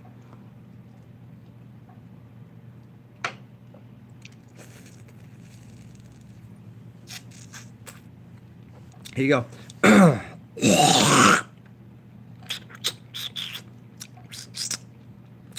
There is a reality, a life force in ideomotor graphics, whereas icons only evoke a memory, as in the Christian image of the cross, the statue of the Holy Virgin, the gestures and words of the sacrament of the Mass, and the life or legend of the saint from whom the religion takes its name. Every image or icon, however primitive it may be, leaves its mark only as a remembrance. It evokes but a lifeless or meaningless memory of the image itself. Within the imagination and the use of what is called a power story or a manuscript, a person can be put into the image, this something of life of oneself. The image or icon then no longer represents memory. It is now the life essence of memory that is transplanted onto the icon. In this sense, even the conventional icon becomes real, like an officer's badge of rank, a sword, or the robes of the high office. It is certainly not the robe that makes the monk a monk, but oblige the monk to wear a secular clothing, and something in his attitude will change, and thereby something in his inner disposition. In every instance, the symbol, even if it be chosen totally arbitrarily, makes its mark because of the necessity it evokes a complex of thoughts that are projected into it. And it is this projection that confronts us. The manner of conceiving this symbol opens the door to a theme that would require lengthy development. When I use the word symbol for lack of another, more precise word, I am thinking of the natural symbol and the figuration, that is, idea projected into the thing represented. Inversely, in the ancient Egyptian sense, the natural thing or being is none other than the materialized version of the idea of which it is symbolized. The bird living in the air has an aerial nature. Thus, its habits, life, nourishment, method of hunting, affinities, and enmities, there you go, characters, mode of assimilation, etc. It becomes the incarnation of a function, of a stage in a universal genesis and family of an idea. Thus, every natural thing is the incarnation of a principle. It is the principle's symbol, the very nature of this thing so called. For this reason, the ancient cultures chose particularly things in nature to identify with. You'd call it a totem pole. If I wanted to dream and have higher vision, I could choose the eagle, or if I was a dreamer or visionary inherently, I would subconsciously seek identity with the eagle. The eagle is an incarnated symbol of the principle of lofty vision. It is the eagle because of its netter, or the life principle, its vortex of intelligence and its intelligent energy incarnated and patterns itself in fulfillment of its own energy form. It is expressed physically, the full measure of its own creation, the creative life energy, its life principle. Netter means principle of life, and the temple of our courier or substance is its house. A symbol houses a principle, and it is not the principle itself. For example, in personology or that's such a good word. Physiognomy? Oh, Jesus. Why you got to throw the G in there? Just spell it the right way.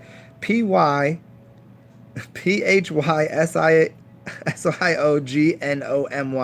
Physiognomy. Physiognomy? Physiognomy. I fuck that word. Fuck that word and for its entire existence. Fuck the English language. I hate it all. I get rid of the rest of the English language. I'll just speak the way I want to. I'll just recreate the word if I fucking feel like it, because that word sucks. It is taught that the structural genetic form can be read and interpreted as personality and character traits. That is the inner dynamics which determine the outer form. Its symbol. That, the netter, is the principle of life energy, and the temple is its house, built according to the nature of the principle behind it. Simply stated, man becomes what he sees himself to be. Literally, sees himself to be. He will do what he sees himself to do. Literally, sees himself to do. Icons, images, principles, they are, in essence, the same symbols. And that's page 556. And now, because I've read that, I'm smelling the food that I've been cooking, which is now cooked down to a proper form of rice. And the dog is standing here.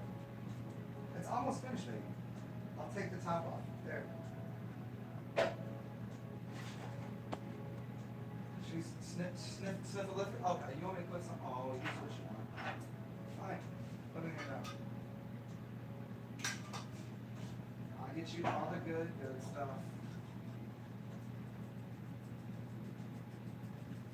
Hold on, I gotta spice this up. I'm using spices that are dry, so she wants them not just on top of cold food. She wants them on top of inside the pan.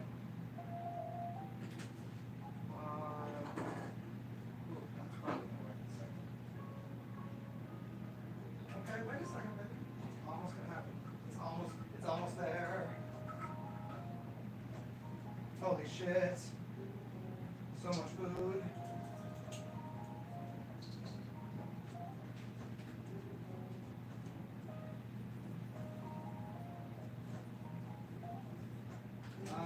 Let's see, should I hot? A little hot, man. Yeah. Like that, get your blood moving a little bit. And cannot use anything like vinegar right now. Fill it up with cider shit. Don't do that. Oh, here you go.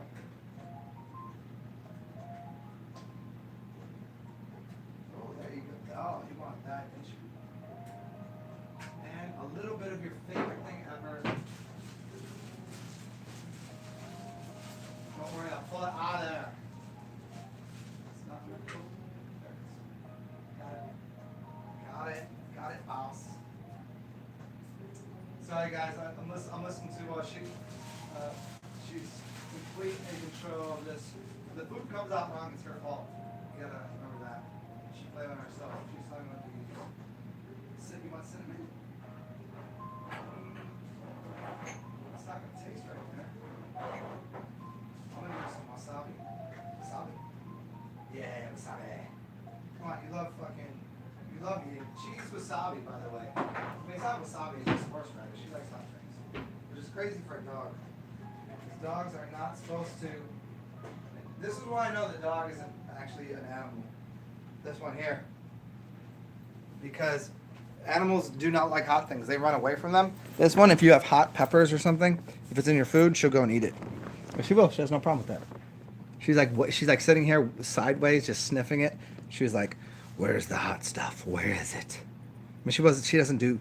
Her eyes are very much like mine are a little bit baggy right now, only because, well, I just haven't hydrated myself enough. That those will go away. But she doesn't have wide eyes. She's not like an insane person. She has very comforting eyes, like very. You can't see if you see someone that walks around with eyes that you can see the top and bottom of their eyeballs, that person's crazy. They're literally, that's like number one thing that you learn. You go to that class in college. It's 101. Before you even open up the textbook, they're like, hey, if you see the top and bottom of someone's eyes, they're an insane person. Like psychology class, that's 101 shit. That person, just go, oh, have a good day. Don't turn your back to them, but just don't make eye contact either. That's when you just put the sunglasses on and just walk right by. That person's fucking insane. So I don't have eyes like that, and she doesn't either. Gotta watch out for people like that.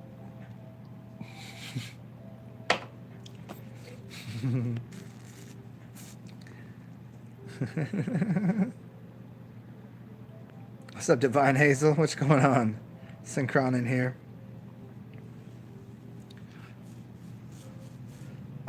Divine Hazel, Belgian chocolate, sea salt, and caramel frozen yogurt. Is that what you'd like right now? Divine Hazel, let's see what I got for you. Let's see if Divine Hazel's been in my house before. There. Divine Hazel. Let me ask you a question. I literally have I have a lot of questions for you. I have a lot of very questions. Have you been in my house before? Because I do not have ice cream in my refrigerator. Or freezer, for that matter. And here's what I have. Do you want to see what it is? This is the only thing that I have in my freezer. I have like a couple other things. You said you wanted sea salt caramel frozen yogurt. Have you been in my house before? So either you work, who do you work for, or you've been out of body, or what do you think this is? I'll show it right to you. There you go. Gelato, sea salt, caramel. What did you just ask for? This is all I have. Sea salt and caramel gelato, which is frozen yogurt. I mean, it's not frozen yogurt, but it's close enough. And its base is chocolate. Are you shitting me? Do you come into my house when I'm not here? Because that's fucking creepy. Even if you do it when you're not... If you're out of body, like, at least let me know. Like, Zan, just wake up. What are you doing? This is the only thing in there right now. I don't even know if I want to eat this. Did you poison this? Did you put something... Ooh, shit, watch out. Did you put something in here? You work for yourself? Okay, do you want a bite of this? I'll show you the first bite. Would you like it? It's hard to want to eat this right now because I can smell all the food that I'm cooking for the meathead over here. Cause she wants meatwad wants turmeric and Indian spices and shit. But literally, you just asked for this, and the only thing that I have in my freezer.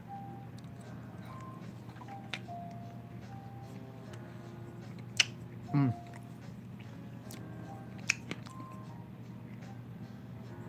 Mm.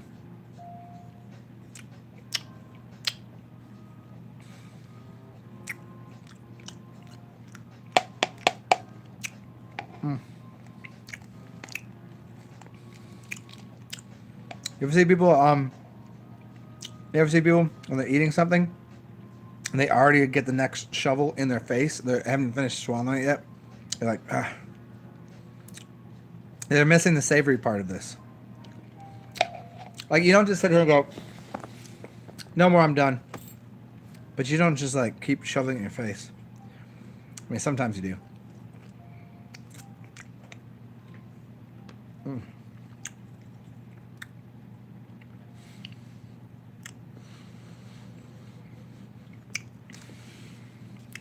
Ever breathe in?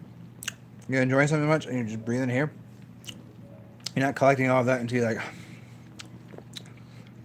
you know, it's like really good whatever.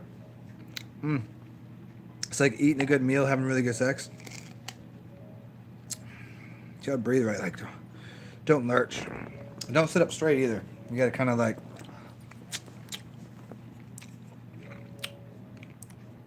Mm.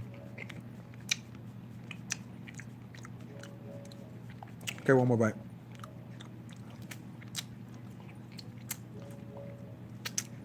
You ever see people too? They just like lick the plate and the whole spoon clean. Yeah, I get it. But I'm not trying to eat the spoon. You know what I mean? Some people just were like, there's a little more on there. Like a dog. Just go. Like, no. It's right there. Mm. So good. Funny though, huh? I'll show you the refrigerator. Shit, my refrigerator. I want to see that. That's where I keep the dead bodies. The freezer. Cause dead bodies, I'm in the freezer. Not room for them.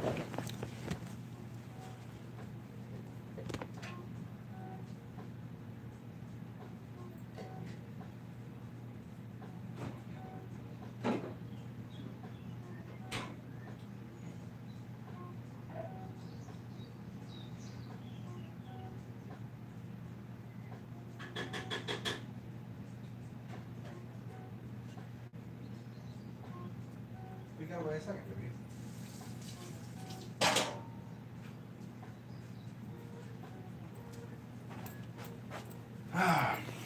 oh, it reminds me of this thing that I ate years ago. If you take some whiskey, it was at this movie theater. A really good popcorn. He was like real butter and like organic, you know, it was like one of those places. But they had a bar right there.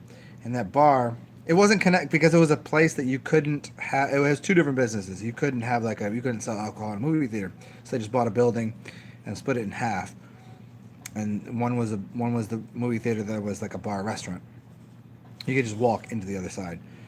And they're like, oh, you could kind of bring your beverages in there. So if you take ground up coffee beans and some vanilla, and you put whiskey on top, and then like a vanilla scoop of vanilla ice cream.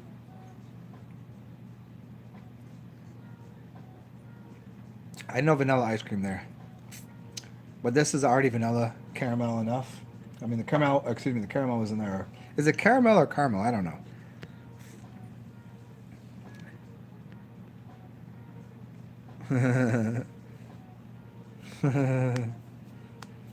Divine Hazel. There you go. Cheers to that. Pay yourself first. You deserve it. Always pay yourself first. I mean, yeah, I was walking down the street the other day, and I seen two people, and I thought, here's two people I saw. I'm gonna try to paint this picture again. I was walking on the streetcar tracks. So I'm in, left side, they're going, east. The right side, they're going west. To the right, there's where I was going, and there's a couple of houseless people. The left, there was a ATM, and I needed some cash. And I know I could get it from the ATM, and I could get it from the other side where I was going, anyways. Well, I walk over to the side where the ATM is, and this girl is sitting there trying to use her ATM card. And it's taking a very long time. So instead of standing there behind her and being like the weird ass, I just stand there in the corner and I'm just kind of like, bobbing and weaving to my music, whatever. And I kind of noticed that like she's gone through this thing, like putting her credit card information in like I don't know how many times. Like it's taking a long time, like excessively long. 3 minutes, like you should be in another 40 seconds flat. Okay, if it fucks up, maybe a minute and 30. But she was in there for 3 minutes, better than that. I went through a whole song of music. And so I thought to myself, I was like, if I had to give, like, if she asked me for $20 because she needed it, because she happened to have a suit and tie on, she didn't, but like, she had a car, she looked nice. Would I give her 20 or would I give that person over there that's starving to death 20? And I thought to myself, I was like, do I give it to the person that is a black hole for money that will never give that back? Or do I give it to the person that can maybe pay it forward one day? And would they even care? Just thought it was a good question. I'm not going to tell you what answer I gave. I'm not going to tell you that she found money or that I gave it to her. I'm not going to tell you that I gave the houseless people money. That doesn't matter. It doesn't matter to you.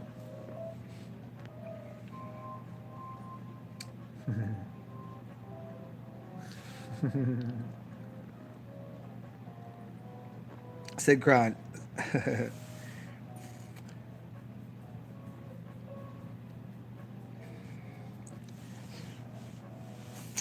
Interesting. That's interesting you say it that way. Dog, I'm cooking you food right now, homie. I know you can smell it, but see, sometimes the dog gets so upset and she stares at me like, why are you not feeding me? Because she can smell the food and she still has not somehow figured out that the food is hers. It's all her food. But she has, because if I put the food down when it's hot, she just burn her fucking mouth. I'm like, and then I put it down. She's like, "Why did you burn my mouth?" I'm like, "Well, I told you to wait a second. Let me go over a snack real quick." Cause she's looking at me all weird. Oh, what are you doing? Oh. Hi. Hi, doggy kid.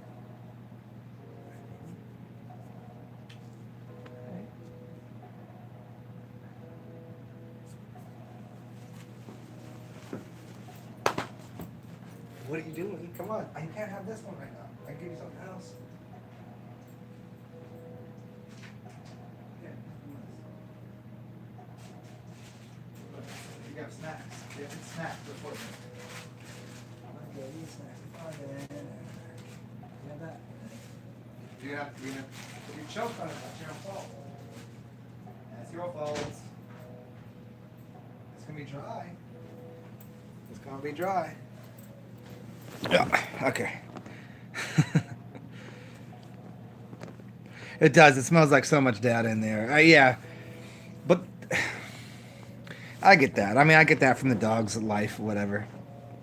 So sometimes I try not to put too many different aromas because she'll get too excited. So then we go outside. She's like, "There's so many aromas." I'm like, dude, haven't you already smelled all of this shit over here? In this, I think it's because she lives so many places. Like, there's so many new smells everywhere. Another dog pissed here. Do I know this dog? But the weird thing is when she meets the dog that's pissed there, she's like, "Good to see you. I'm out. Peace. See you later." I'm like, "You just want to see this dog. What the fuck are you doing?" And the dog is so anxious to see her. And I'm like, "You just went and seen this dog. What the fuck? You seen it. You smelled it. You smelled its piss yesterday. Is that not enough?"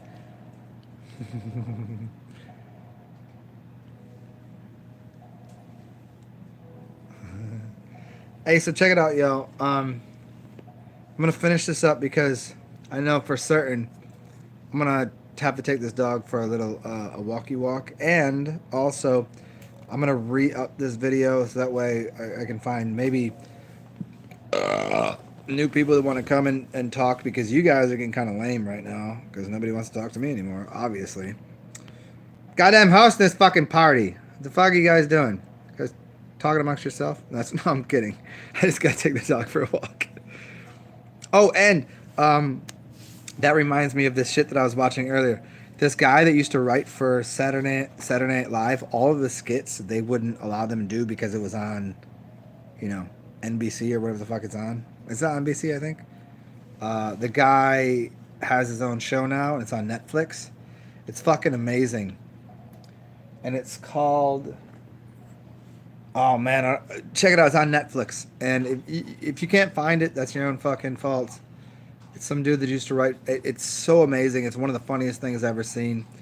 Because it's everything you could tell that Saturday Night Live wanted to try to do that they just couldn't get away with on, you know, just the ridiculous shit that they just couldn't get away with on, like, you know, it's still there might be families watching on NBC. Not that families are not watching Netflix and whatever, but anyways, go check it out. It's fucking hilarious. I'm not telling you the name of it because I forget off the top of my head. What are you doing? Now she wants more. See, I gotta go take her outside because she's being fucking super. Are you gonna lick? Now she's licking the Buddha. Anyways, so let me get the fuck out of here, and you guys have a beautiful day. Hopefully you've enjoyed this ridiculous broadcast. It was just for all of you. I'll be taking this off. I'll come back online she's actually licking the Buddha. I have a Buddha sitting right here. She's licking the fucking whole face of it. It's crazy. And we'll talk soon. Maybe in an hour. Maybe in 10 minutes. Maybe I'll just get off here and come right back on because I don't even own a dog. I'll just open the door and let her run off and do whatever she wants. Imagine that. Or maybe not even tonight. I don't. Who the fuck knows? That's what Schlobes is. What Schlobes? Hey Shobes, good to see you again. Stay well, do good things.